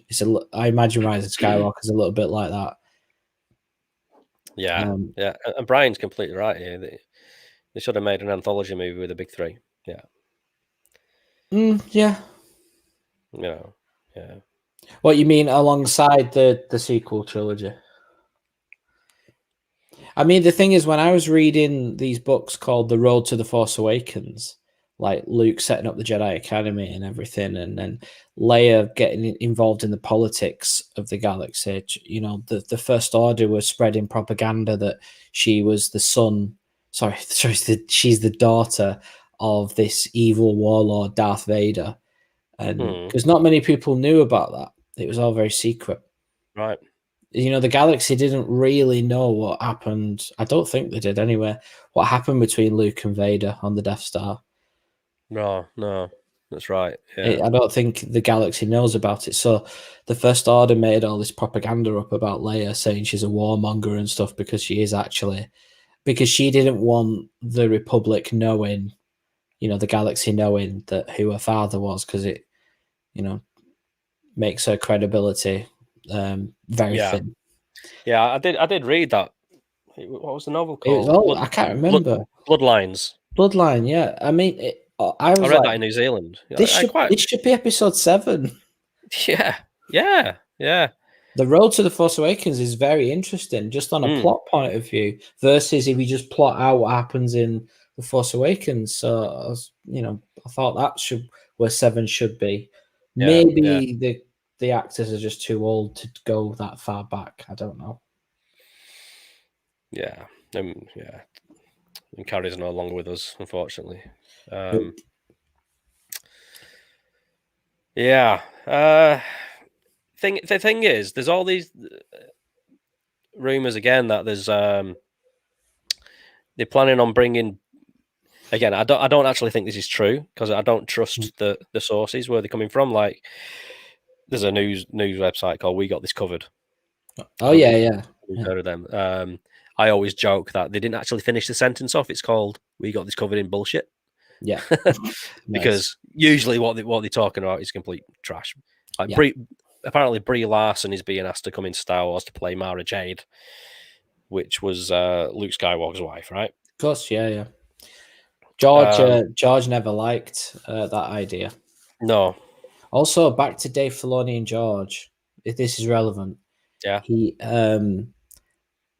Dave Filoni said to George about what is canon for you or something like that, and George said the films and Clone Wars. Yeah, and that's it. Now, not a lot of fans like that because it Knights of the Old Republic, all that stuff. Luke Skywalker, with Mara Jade and Han and Leia having kids and all that was just not really canon for George. He's not saying. I don't think he's saying it was terrible or anything. It's just that wasn't his vision. No, but I can understand his point of view because he's a filmmaker. Mm-hmm. So he'd want the sort of visual side of Star Wars to be Yeah. canonical. But in that interview with Kathy Kennedy, he did say we've got all this stuff, all these stories, books, novels, comics, and he did this action. We're giving it to Disney. Also, I got the impression when he talks about that treasure trove, he's not talking about existing material that's out there. I got the impression that all those ideas were new. Were new, That yeah, he'd come story up with. treatments, and Yeah. yes, So exactly. it wasn't a treasure trove of, because it wouldn't be a treasure trove if it was just ideas that we know about in comics. Not and just books and things. the Legends back catalogue, what we've got now. Yeah, It that's not. it I was don't think that's what he meant. He meant a brand new selection for the galaxy, like of all different time periods. yeah. What Star Wars film would you era or what subject matter would you do next? If I was in charge, Yeah, I mean, you giving it to whatever director you want, whatever it is, but the overall outline is up to you. What would you do? I have one. I can start with mine if you want. Yeah, you go. It's a really simple idea. I just think it needs to be as far away from what we've had. I think the reason I'm going to go back to Last Jedi for a minute. The reason also I think I liked it was because Star Wars, as much as I love The Force Awakens, I was like, Star Wars needs to move on. It's going to get really stale, and it's just they're going to stop making them. And that I was like, that would be a tragedy for me. I want more Star Wars, but it's got to move on. It's got to do something else. It cannot do the hero's journey over and over and over and over. But unfortunately, that's what The Force Awakens did. And I was like, oh no. And then I started seeing the trailers for The Last Jedi. I was like, oh, it looks like Empire. Don't do it. Yes. So I was relieved that it wasn't an Empire clone. So my idea would be for them is to move away from very far away, a Force origin story. Some very young, maybe some young people one person discovers the Force in a very primitive time in the galaxy. Like almost a medieval-esque Earth-like. Could be, yeah. Just really far away. Yeah. No, that'd be really interesting. Like somebody discovering the Force for the first time. I mean, how would you do that? I mean, how did they get space travel without the sort of, like comparing to Earth? And our society, how we've got all this technology with computers. Would it have looked something like that in the Star Wars galaxy? How would you do it? Well, we don't know how old the Force is. I mean, in Star Wars, it's in everything, so it's been there since the beginning of creation, I guess. Since the beginning of time in the Star Wars universe. So I don't know how far back you'd have to go to make it a Force origin story. Now, when I say origin story, I don't mean the Force gets created. I mean somebody tap into it. Okay, if it makes people feel more comfortable, a Jedi origin story, but Force users must predate the Jedi. Yeah, like and the Jedi must have grown. The religion was formed around. Yeah. So you could call it a Jedi origin story. Yeah. I mean, that would be great, and you could almost have these original Force users or the first Jedi. They didn't even have lightsabers; they had swords. Yes, I remember reading it. Not vibroblades, were they? There's a really old Star Wars encyclopedia I've got down there it shows the very early Jedi in robes and like metal swords and stuff. But vibroblades, why is that in my head? Yes, that's familiar. I think that's what they were before they were lightsabers. Yeah. But yeah, something very, very, very early on, because you wouldn't be too constrained by the style of Star Wars, the way the story has to be told. It could be much more adult, maybe, more violent, possibly. Yeah, it doesn't have to be violent. The one thing that maybe they still could have space travel as well. Sure, but the ships would be that little bit more ancient, almost like your Sally B's, you know, your B-52s, Second World War type aircraft. But I mean, I know that's what Star Wars ships are kind of based off anyway in the originals. Yeah. But even more so, you know.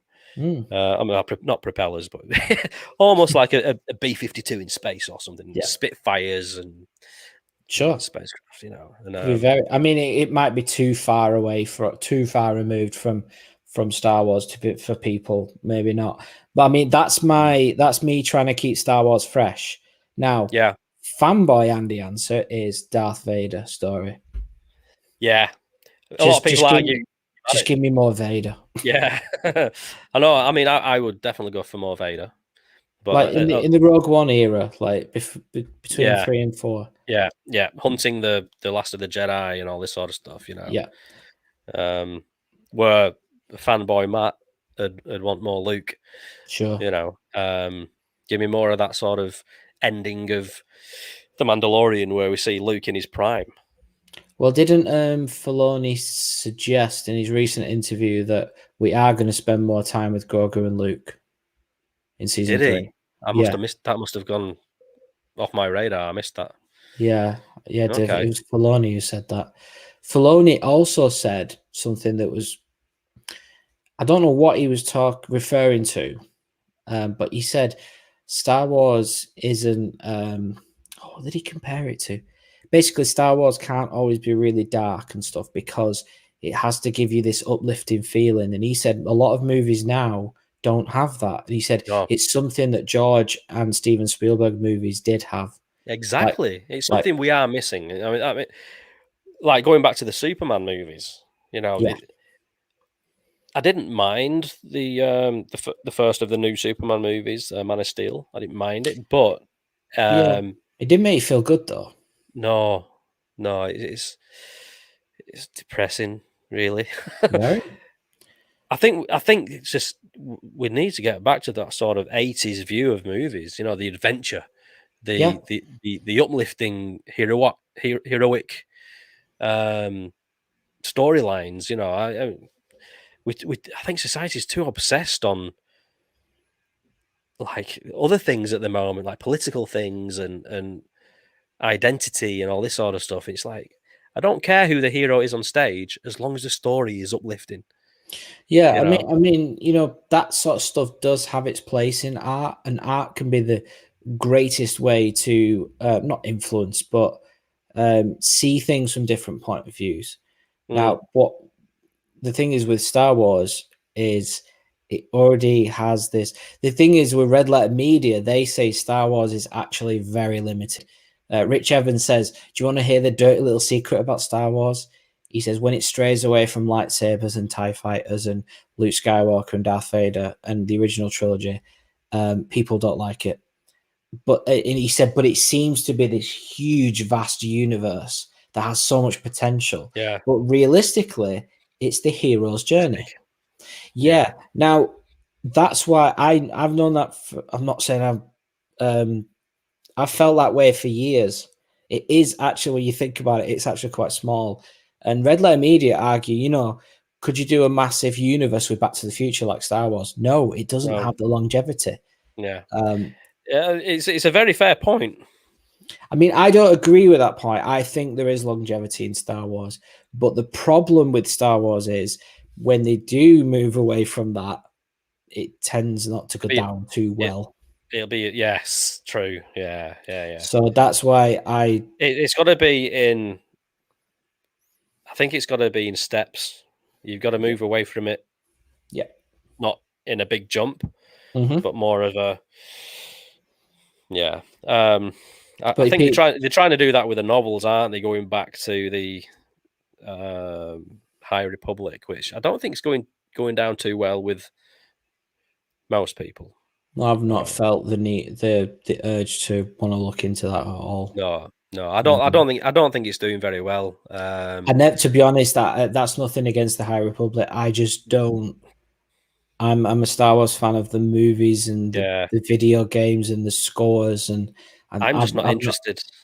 I'm not that into the novels, to be honest, or the graphic novels or the comics. You know, Star Wars for me started as cinema, and that's what I'm a fan of. Yeah. The lore I mean, and stuff, it is quite interesting, but that's why I'm not interested in the High Republic. I really would like to get into the Legends or the EU, as they call it, the expanded universe, the old expanded universe, not this new stuff. Because what I've heard people talking about online, YouTube, and what have you, is that it's a lot better than what we're getting on screen. Yeah. Storyline, characters, all that kind of stuff. There's a really good book. Just sitting down with a book for me is, yeah. Well, there's some really cool audio book versions of those with musical cues behind them as well.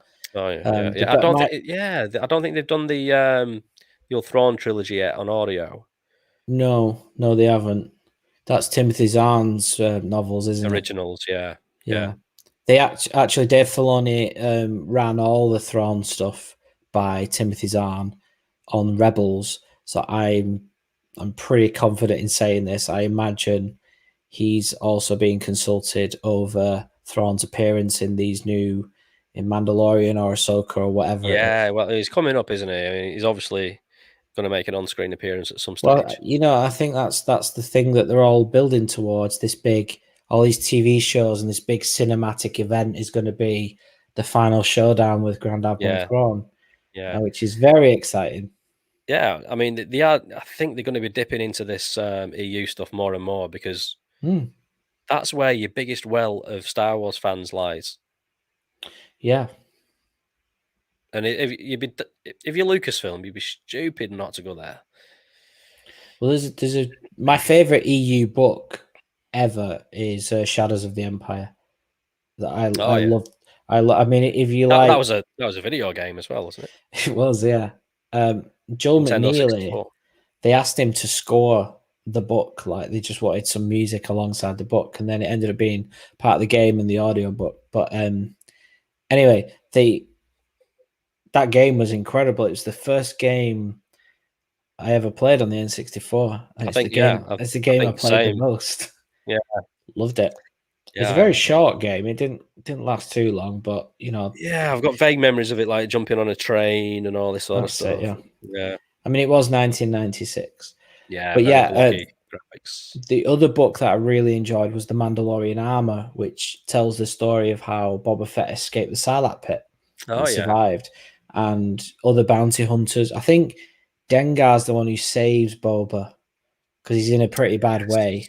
But I think he's got his arm on and everything. And I was thinking about the Mandalorian Armor book when I was watching when Boba Fett returns. I want my armor back. All that stuff in the Mandalorian season 2.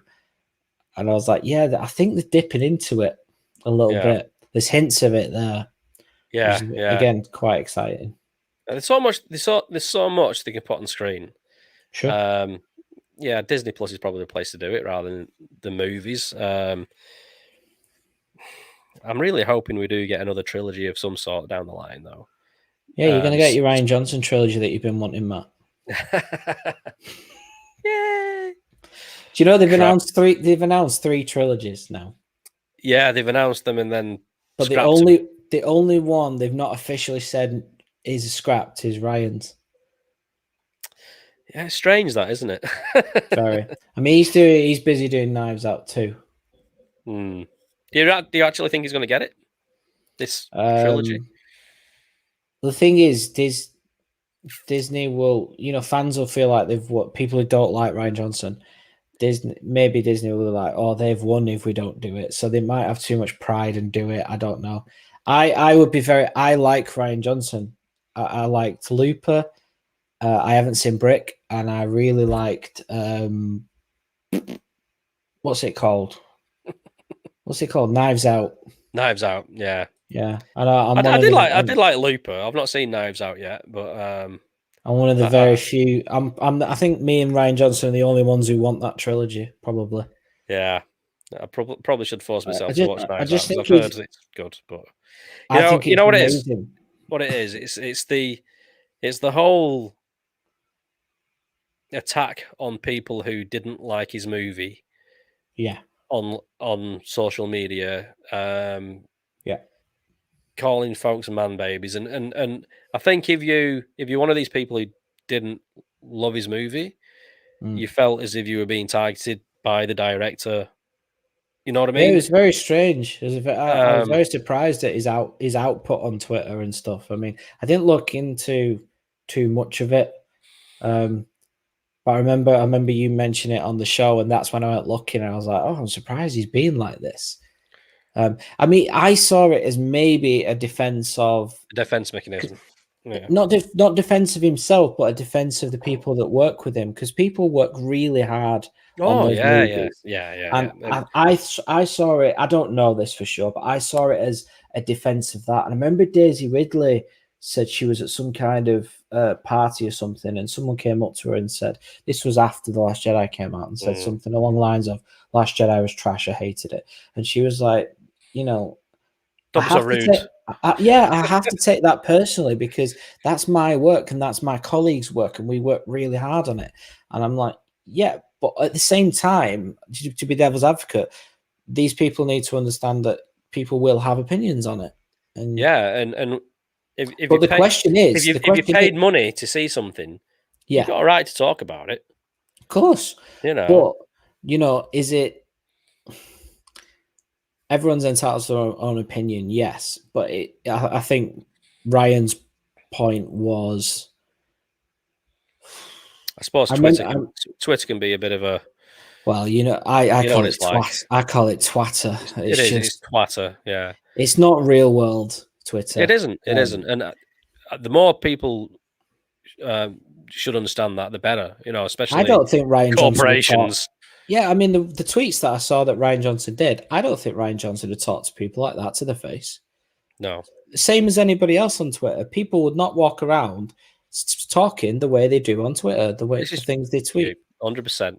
Yeah. And, that goes for Ryan Johnson as well. So, yeah. I mean, he also, people never really had, I won't speak for all the fans, but the biggest complaint is the Luke Skywalker, the story, from a script point of view.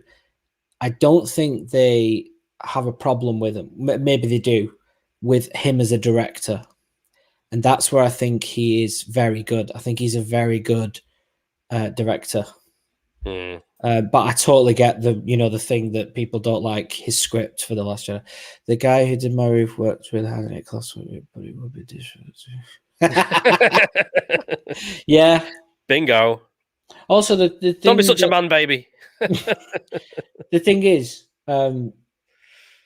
something I'm finding with me and Matt were talking about this before, and we've talked about it a few times, haven't we? That if two people's opinions don't coincide, then surely they can't get along. They can't be mates, can't be friends. And I'm like, sorry, why? Bollocks. Who said this? Yeah. Like, Paddy, I think Paddy hates Solo more than you hate The Last Jedi. Probably. Yeah. I actually think that is the case, I mean, you're both not far off, but I like both those movies. I have problems with The Last Jedi. I don't think it's this masterwork of art, but I do find Ryan Johnson very interesting and fascinating.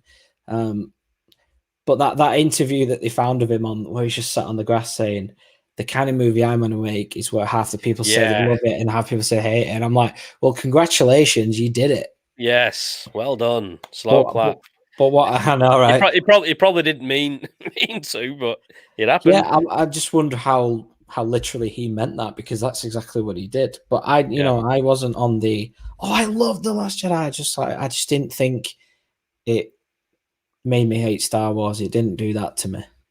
But I do have problems. I have problems with The Force Awakens. I have huge problems with The Rise of Skywalker. Not that anybody asked my opinion, but this is the thing. But you're allowed to give your opinion. Of course, but it all comes from a love of Star Wars.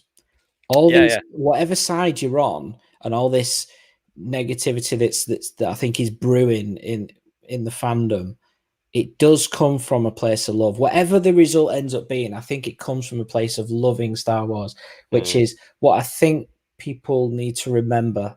It's like, you are so angry about this because you love Star Wars, and I think that's great. Yeah. But I think people are getting bogged down in the hatred of it. Yeah, Mark Hamill said it right. You know, when he said, like, if you've been a fan for so long, since being a child, you've got a sense of ownership. You do of this thing, and then if you see something being disrespected from your personal point of view, then you're going to be angry about it. Yep. Yeah. You've every right and to be upset, and you're going to lash out, and then when the studio or directors lash back, then you get really bitter about it. And this is what happens online, isn't it? Really? Yeah. Would you, in the discourse? Yeah. Well, I mean, would this have happened? I just wonder what the prequels would have been like if the internet was what it is now. Because there was a big divide on the prequels. I remember it. I remember being on the. Yeah. I love it. I know you were as well. We talked about this earlier, didn't we? Yeah, I even like the Clone Wars. Yeah. The Clone Wars movie. Yeah, the Attack of the Clones. Sorry, the Attack of the Clones. Attack of the Clones. Me too. Yeah. It's the. I saw it 8 times. I think I loved it. No, you know what it is? It's 5 times. It's Star Wars, and it's the spectacle of the prequels. Yes, like you say, it's the spectacle of the thing. And I'm gutted that we didn't really get that in the sequels. I suppose JJ tried to do that in the last one, but it was just it was lost on me by then. The sequel trilogy was gone by that stage. The sequel trilogy was very small in comparison to the prequels. Yeah. But yeah, again, I remember vast. I remember being there. I'm so sad. I actually remember the date and everything. Was it Thursday, May 16, 2002? Attack of the Clones came out.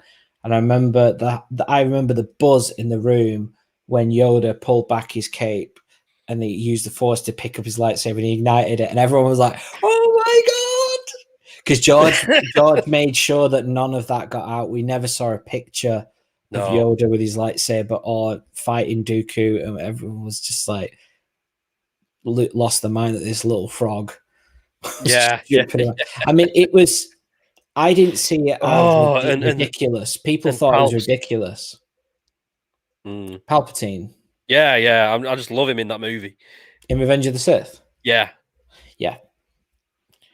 Palpatine has. I mean, a lot of people said that Palpatine was out of character there in that movie. Like, I remember Red Letter Media saying something along the line, and I understand. Like in Return of the Jedi, he's like, he laughs about the lightsabers. He's like, you want this, don't you? And he goes, take your Jedi weapon. Like he would never use one. Because he's more powerful and he's above that. He's but also this might have been Dave Filoni. Or somebody, it might be Dave Filoni who said this, that he has a lightsaber to mock the Jedi. He doesn't need one. He's that powerful. He doesn't need one, but he has one just to mock the Jedi. And I was like, now that makes Palpatine more Palpatine than he was before I knew that. He's just also I'd love a young Palpatine story, but I think everybody that's come up so much in people's wish lists. Yeah. Because Palpatine in the Darth Plagueis novel, you find out Plagueis said you need to prove your loyalty to the dark side and the Sith. I think this is how it goes. And Palpatine murdered his whole family. My word, is that right? I've never read that book. Spoiler alert. So spoiler alert for the Darth Plagueis novel. Also, something that gave me goosebumps when I read it was Darth Plagueis was on Coruscant during the Phantom Menace, the events. So do you know when they arrive on Coruscant on that landing pad and there's like the overhead shot? Plagueis sees Anakin, but not just physically sees him on Coruscant. He sees into his future, what he will become. And he's terrified of what he sees. Obviously, he sees Darth Vader and what he does, and he destroys the Jedi Order. But also, oh God, I'm sorry. I think you might be joking. I've just got I hope so. I hope so too. I literally jumped to sincere straight away. I'm like, no, they're being sincere. Well, I'll tell you what, if you're not being sincere, if you are being sincere, then just mute the stream and I will wave when I stop talking about this. So Darth Plagueis in the Phantom Menace. He sees Anakin Skywalker, he sees into his future. You know, like Luke sees into the future in Empire when he's been trained by Yoda.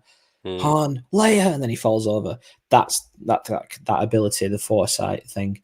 And I think he wants to kill Anakin. Like he tells Palpatine, he must be destroyed, and that's why Palpatine murders Plagueis, because Palpatine wants Anakin. Right. So those events happened during the Phantom Menace. Yeah. Wow. Because I always presumed these events happened years before. Well, that's the thing, because he says the tragedy of Darth Plagueis the Wise. You presume it's happened. He mentions it. Does he say ancient at one point? It's a Sith legend. The legend being a few years ago.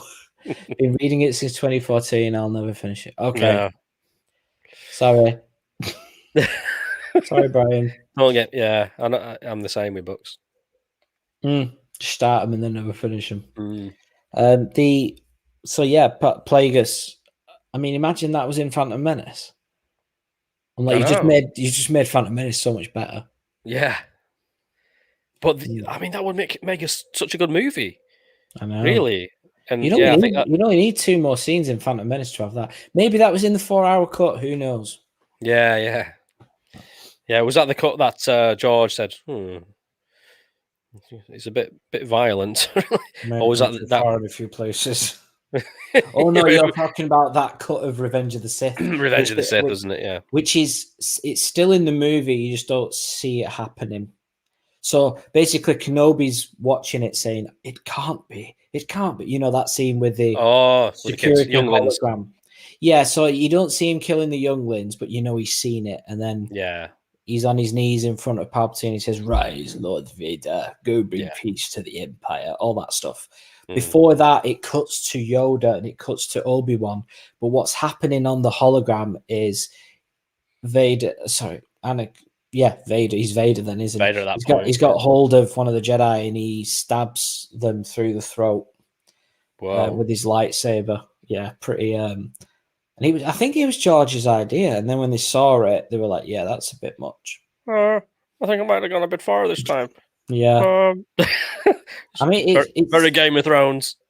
I mean, the shift in Revenge of the Sith in the theatrical movie is pretty dark as it is. It had to be. But could you imagine with all that stuff in it as well? Oh, would have been brilliant. Not for the kids, but yeah. Also, there's a deleted scene that you can see online of an animatic of Obi-Wan versus General Grievous, and that was way more violent and graphic as well. So Obi-Wan pins, when they're on that platform when he dies, when Obi-Wan shoots him, they're on that platform and he knocks Grievous over and Grievous is on the floor. And as he does in the movie, Obi-Wan rips open the chest plate to reveal all his innards. But Kenobi, while he's on the floor, rips out the innards and throws them and shoots them. And that's how he kills him in the original, cut of Revenge of the Sith. Gross. I was like, George, it's very violent. Yeah. Oh, that's disgusting. Yeah, so instead, it's the one in the movie that you see. I did some research as well on did they ever film the youngling death scene? Was that ever meant to be shown? And it wasn't. He never ever. That was just like, that's too far. Even George was like, that's a bit far. Yeah, it was just always hinted at, but never shown. The Palpatine Mace Windu fight was meant to be a lot bigger as well. Also, there is if you get the making of Revenge of the Sith and go to that bit where they're talking about that scene, you can see Anakin in the background when they're walking down the corridor and fighting Mace Windu and Palpatine. Anakin had already turned at that point. Oh, okay. So, when he goes in and he says, "You're under arrest, Chancellor. Are you threatening me, Master Jedi?" All that. Anakin was stood there. Right. In the first cut of Revenge of the Sith. So Anakin saw the whole fight. He saw the Jedi being cut down as well.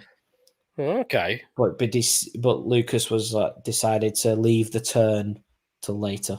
Later on. Yeah. I think it turns out that turns out to be better. The other thing from Revenge of the Sith that I think would have made it a better film is you don't actually know why Anakin is so obsessed with becoming a master of the Jedi Council.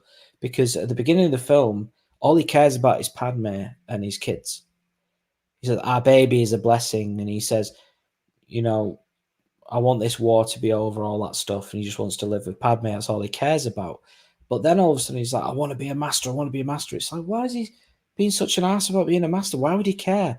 He cares because he wants to go into the Jedi archives to see if there's anything about cheating death.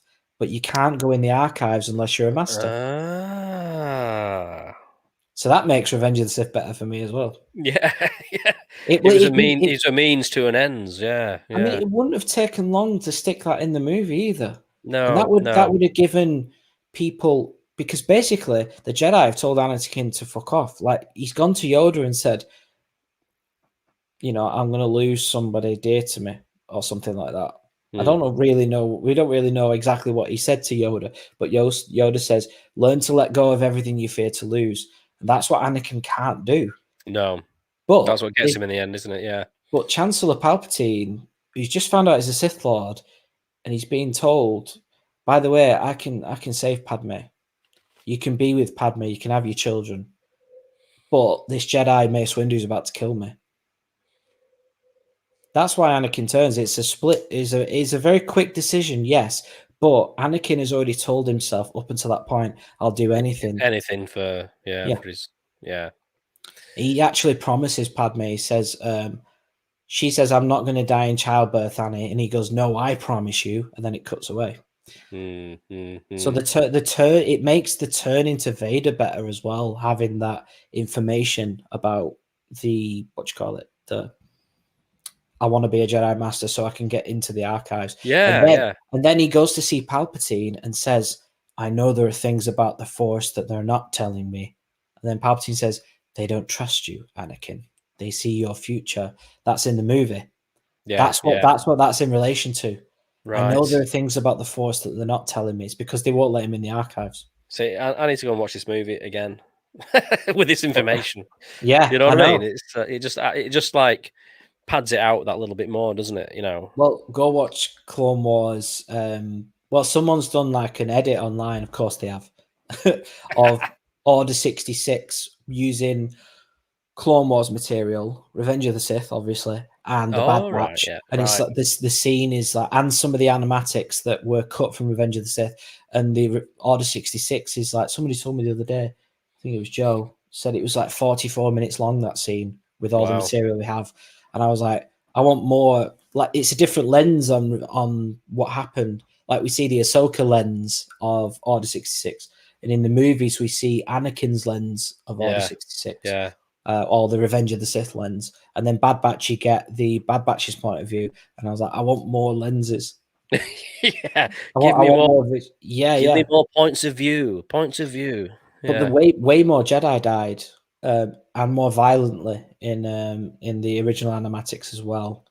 Do you know how Matthew? Yes, it is. It's brilliant. So some of the stuff I'm talking about is from that book as well. Right. So basically, if you want to know what the Revenge of the Sith 4-hour cut looks like, read that book. I've got it. It's over there somewhere. Great book. I'll have to look out for that one. I've not read that one.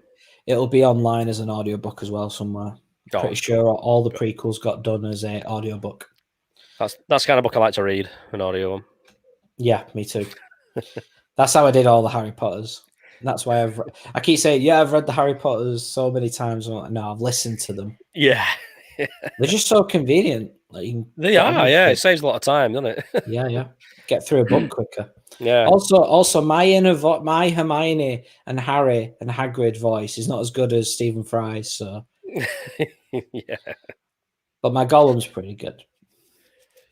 That's very hard to read. The Lord of the Rings. That's a hard read. It is a hard read, but I've read that multiple times actually. Yeah. Believe it or not. Yeah. If you watch the films and then read the books, you can get a much better sense of where you are and stuff. But imagine before the movies, I would have been, I'm lost. Yeah. Well, to be honest with you, before the first movie came out back in 2000, what was it, 99? 2001. 2001. It's 20 years old this year. That's why they've stuck it back in theaters. Right. Yeah.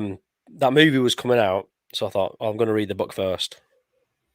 Oh, So okay. yeah, that's the first time I read it. I had no idea what that film was about. My friend Andy at the time said we need to go see this film, and I don't remember. I don't even think he said what it was called. He may have done. And I was like, yeah, whatever. I'm up for going to the cinema. And then we went to the Roxy Cinema in Oldham. Oh And yes. then it's the first thing that knocked Star Wars off its pedestal for me was the Fellowship of the Ring. I was just like, this is unbelievable, so good. But It yeah, is. anyway, It's definitely a do favorite of Lord mine. of the Rings. We need to do a Club Star Wars Lord of the Rings episode, don't we? yeah. We're talking about the music, and because Matt's a big Lord of the Rings fan as well. I am. Yeah, I love Lord of the Rings. It's what made me travel to New Zealand originally, and eventually settle in New Zealand. Yeah, for 14 years. well, Such a long time, isn't it? absolutely. But you know, it's got one more show in Fellowship of the Ring at the View in the Printworks this Friday. was it? Yeah, so it's the new 4K print as well. It looks brilliant. Is it extended version or No, it's theatrical. Oh, okay. Which was quite interesting because I've not seen that for 20 years. No. I mean, I'd watched it the other week. Actually, I did buy it on the old Xbox in 4K. Yeah, thinking it was the extended. the extended, but it was the theatrical. Damn. Before you go, lads, Andy, I'm trying to identify a piece of music. Shazam shows no results, and it's driving me nuts. Of course you Can I can. send Send it? it. Yeah. How would Brian send us stuff? He can email it to Club Star Wars? Yeah, which is the email address is hellothere@clubstarwars.com. Yeah, send it there and then Matt will forward it to me. All the contact information for Club Star Wars is it all goes to Matt. And Paddy. Whether it's and Paddy as well. Cool. Yeah.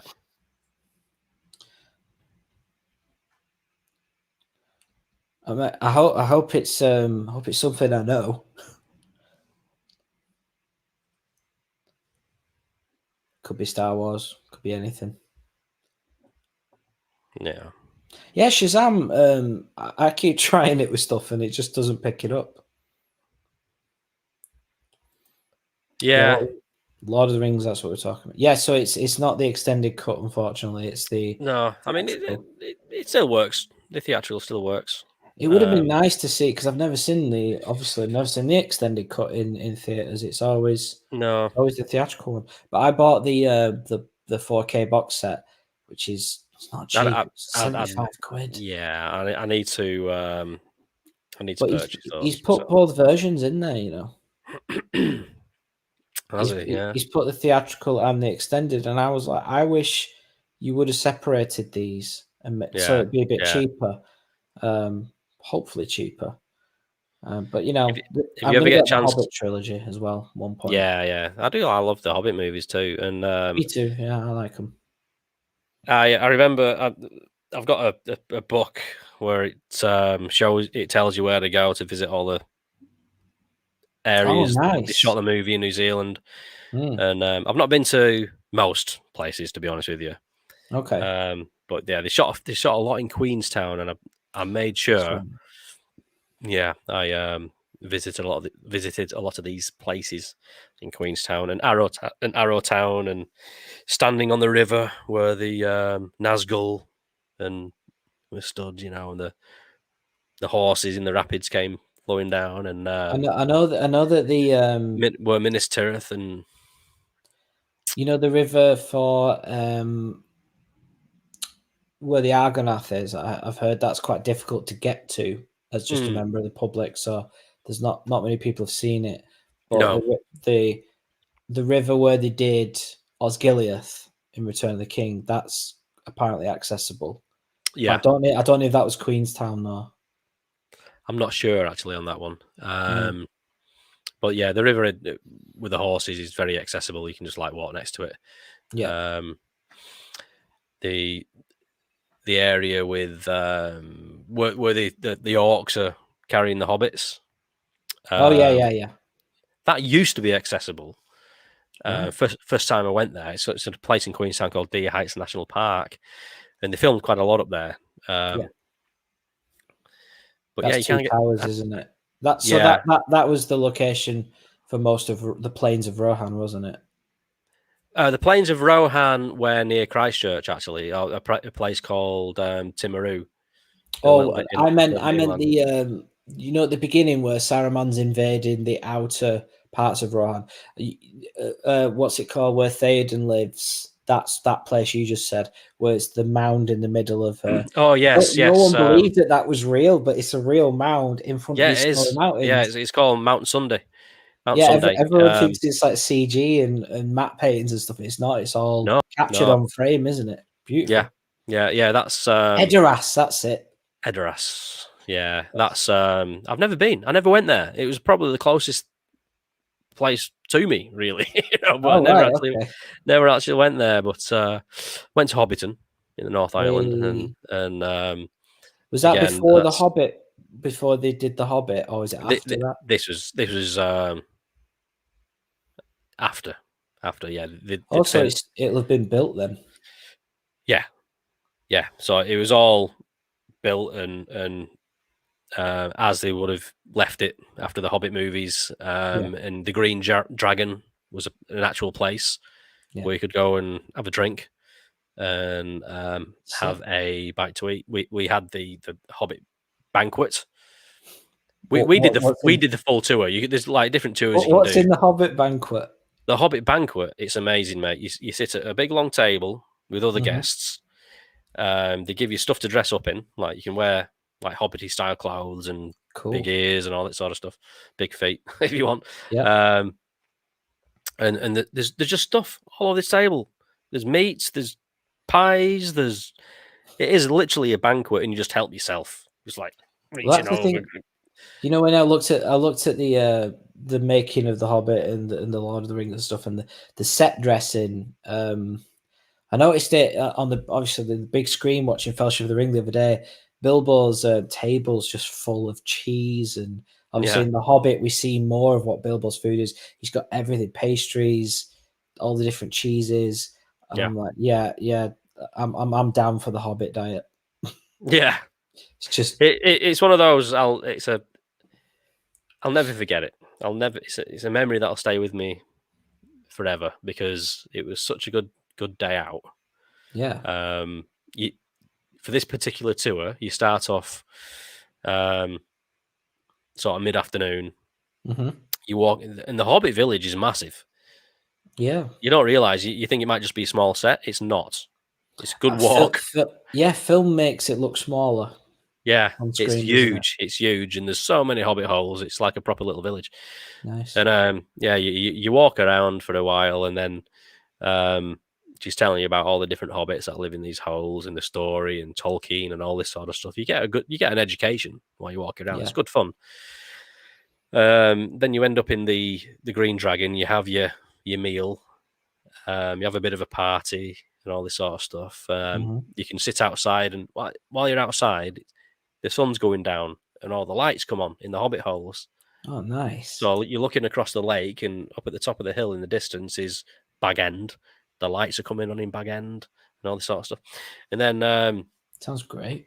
Yeah, then you get given a lantern, so you've got a lantern to carry. Yeah. And you carry on walking around the Hobbiton, and you end up on the party fields. Yeah.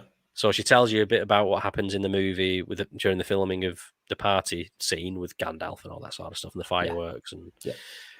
But then they get you dancing on the party field to a bit of music, so you can say you danced in Hobbiton on the party field and all this sort of stuff. So a bit of a game. You're all stood in a circle, and then the tour continues, and you can hear all the frogs, and it's just absolutely amazing. Sounds brilliant. I didn't know it was that involved. Yeah, massively involved. I've been told that the Harry Potter one is very good as well. Yeah. The tour, where is it? We're in London? I don't even know. I'm not sure. But yeah, I want to go to that one. I want to go to Hobbiton as well. Yeah, That'd yeah. be really Do it. cool. If you get a chance, you got to do it. I mean, I know it's on the other side of the planet, but it's Yeah, one of I those don't really. I once mean, in a lifetime things. yeah, definitely. I mean, it must be the same for you. Like, just end up talking about Star Wars more often than not. But I am actually really into Lord of the Rings as well. Yeah. Same as. I'm just, in fact, going on about reading books. How it's very hard to sit down for me to read a book, but I picked up the Silmarillion for the first time.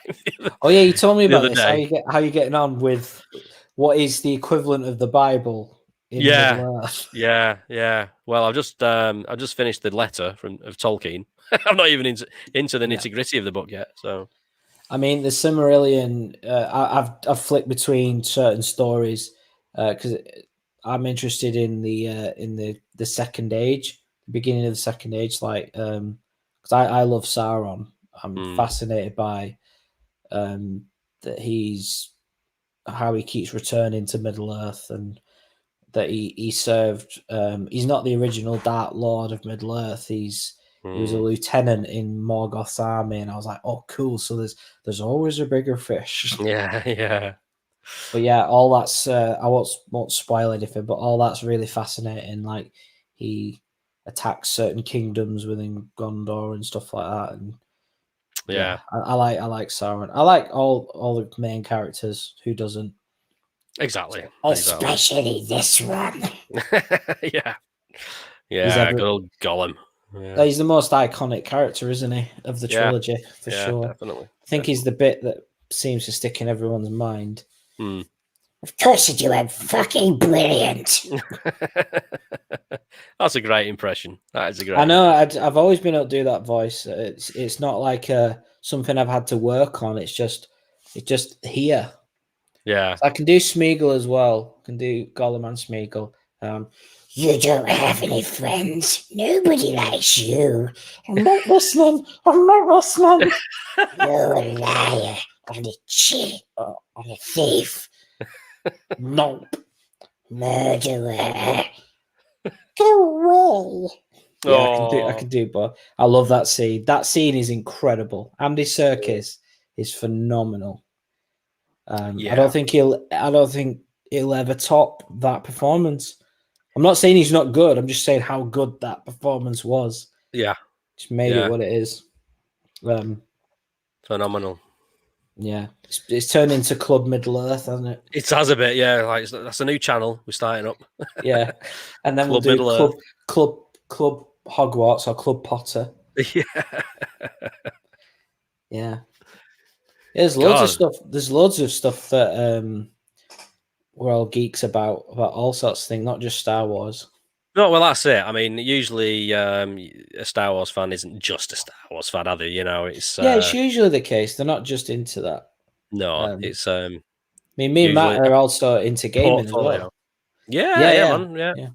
We love our gaming, and I have just downloaded Master Chief Collection and I played Halo Reach in 4K, and I was like, "This is unbelievable! This is." I mean, is it 10 years old? Reach, maybe even older. Yeah, it's probably older than that. You know, I know time is just racing on, but Speaking of time, I know we've been going for 2.5 hours over. Jeez. Yeah. But yeah, Game Pass on the Xbox. Yeah. What an absolute lifesaver that is when it comes to games. Yeah. Because there was a game that came out a few months ago about Man-Eater shark one. Yeah? Okay. I thought this looks pretty good. This looks pretty good. Yeah. But I held off from buying it, and then it dropped on Game Pass yesterday. Downloaded it, played it. Nah. Oh well, at least you didn't. You know what I mean? It's exactly. I mean, it's the future, isn't it? It's the Netflix of games. Yeah. I know. Microsoft. Sorry, not Microsoft. That's what we're talking about. Sony have their own version of it on the on the PlayStation as well. Right? Do they? All right. I didn't know that. Yeah. I don't know how much it is or what's on it or if it's worth it. I've no idea. But right, it is that the physical games are probably not going to be around for much longer. No. Well, I don't own any physical games. It's just too convenient to just download and play. That's the thing. You're not going finding your discs and stuff like that. Are you? I mean, No. it's the same with some people like that with streaming and Blu-rays and 4Ks. Whereas gaming, I don't see a compromise from using a disc versus using the what you're talking about, the streaming service, not streaming service. What do they call it? Is it Game Pass? Game Pass, yeah. Yeah, It's like, yeah. there's no difference between buying the game and using Game Pass or buying it off a digital store. Streaming Disney Plus or Netflix, whatever it is. So obviously we're on a Star Wars channel, so let's say streaming the Star Wars movies in 4K will never look as good as a 4K Blu-ray player playing it from the disc. So that's why I'm hoping physical media for movies sticks around. Stays around. I know. Yeah. You know, Paddy's a big advocate for physical media. No, I mean, I agree when it comes to movies. Yeah, absolutely. Yeah, because I mean, it's not just that. It's not just that. It's like changing the digital movies. Like the studios can go in and tamper with them. Sure. You know, it's happened to a couple of movies. I think Splash was one of them. I didn't know recently. That. Yeah. In the original cut on if you've got the DVD or a Blu-ray, when Daryl Hannah runs into the sea, you see a bottom. Okay. In the digital streaming one, they've made a hair longer, so you can't see her bottom. I mean, what, they've digitally created hair? Yeah, they covered her up. Oh wow, that must have cost a lot of money to do something like that. I mean, why? Well, yeah. Why does anybody care in the first place? It's it's well, the way of the world at the moment, isn't it? We're approaching the why did George Filoni to put blinking Ewoks into? We're getting into special edition and territory. Blinking Ewoks, yeah. That's I'm not too bothered about George's special edition changes. To be honest, they didn't bother me too much. But I didn't. Maybe I didn't grow up with the original versions like most people did. You know, in a way, I can kind of forgive him because he is the artist. It's his baby, and this is his vision, and he's just perfecting his vision. Well, have you heard what Harrison Ford says about that? No. So I probably have, but press junket for Force Awakens. This guy says, how do you feel about George changing the Han Greedo shot first thing? And then Harrison just at first goes, I don't care. And then and then he goes, then he's laughing. He goes, I think it's interesting that people find that interesting and talk about it and debate it. But he said from his point of view, if that's the way George has changed it or cut it, then that's the way it should be. Yeah. So Harrison owes a lot to George, so he's very loyal. Yeah. To George, as is Mark Hamill as well. Yeah, definitely.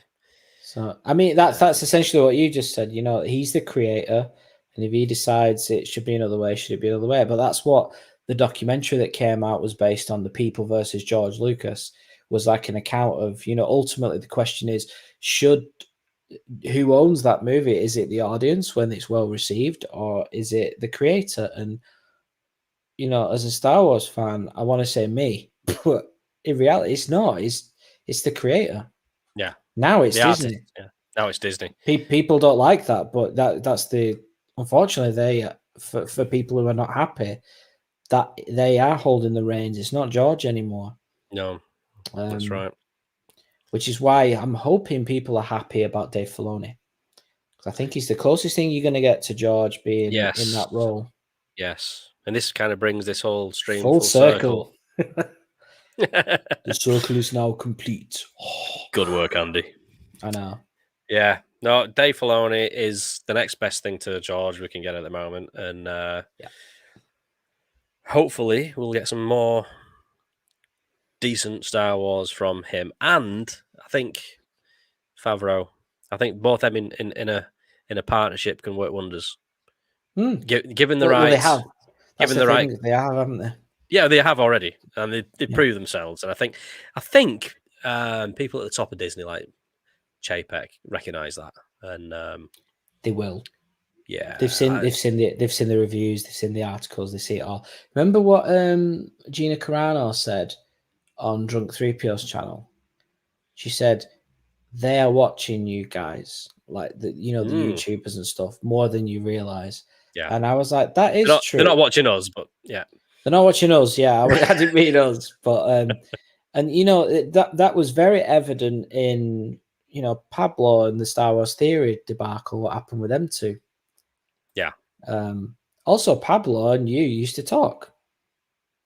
We did. Yeah. We used to engage on Twitter and stuff. So yeah. They are looking across the board. They may act like they're not, but they have a vested interest in what people think of this world, this universe. Their creative output in the Star Wars universe. Yeah. And I think I think this year I've got a feeling. I mean, this is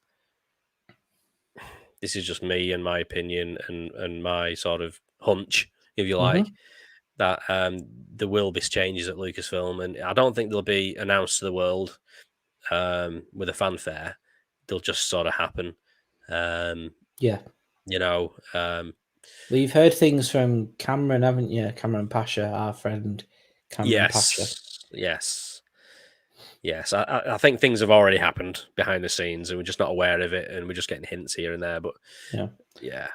But back on Dave Filoni, the next things we've got coming out, is it Book of Boba Fett? The first thing that'll be out. Yeah. Very, very happy.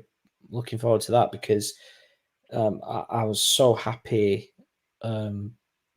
The episode where Boba Fett, turns up and wants his armor back, and then he gets his armor back, and then the next episode is a new paint job. I was like, well, this is awesome.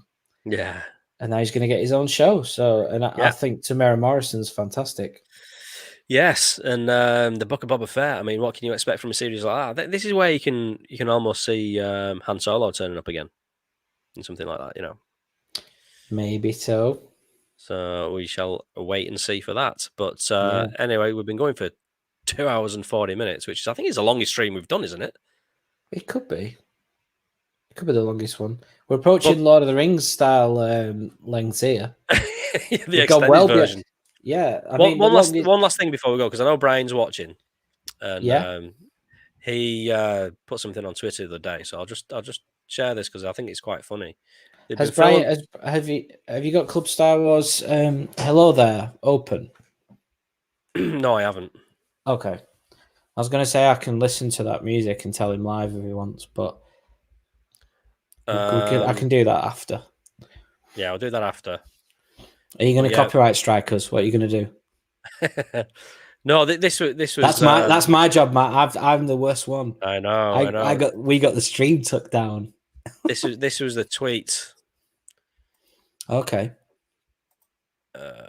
Oops. Can you see that? Oh yeah, you showed me this before. Yeah. So Brian shared this on our messaging board thing on Twitter.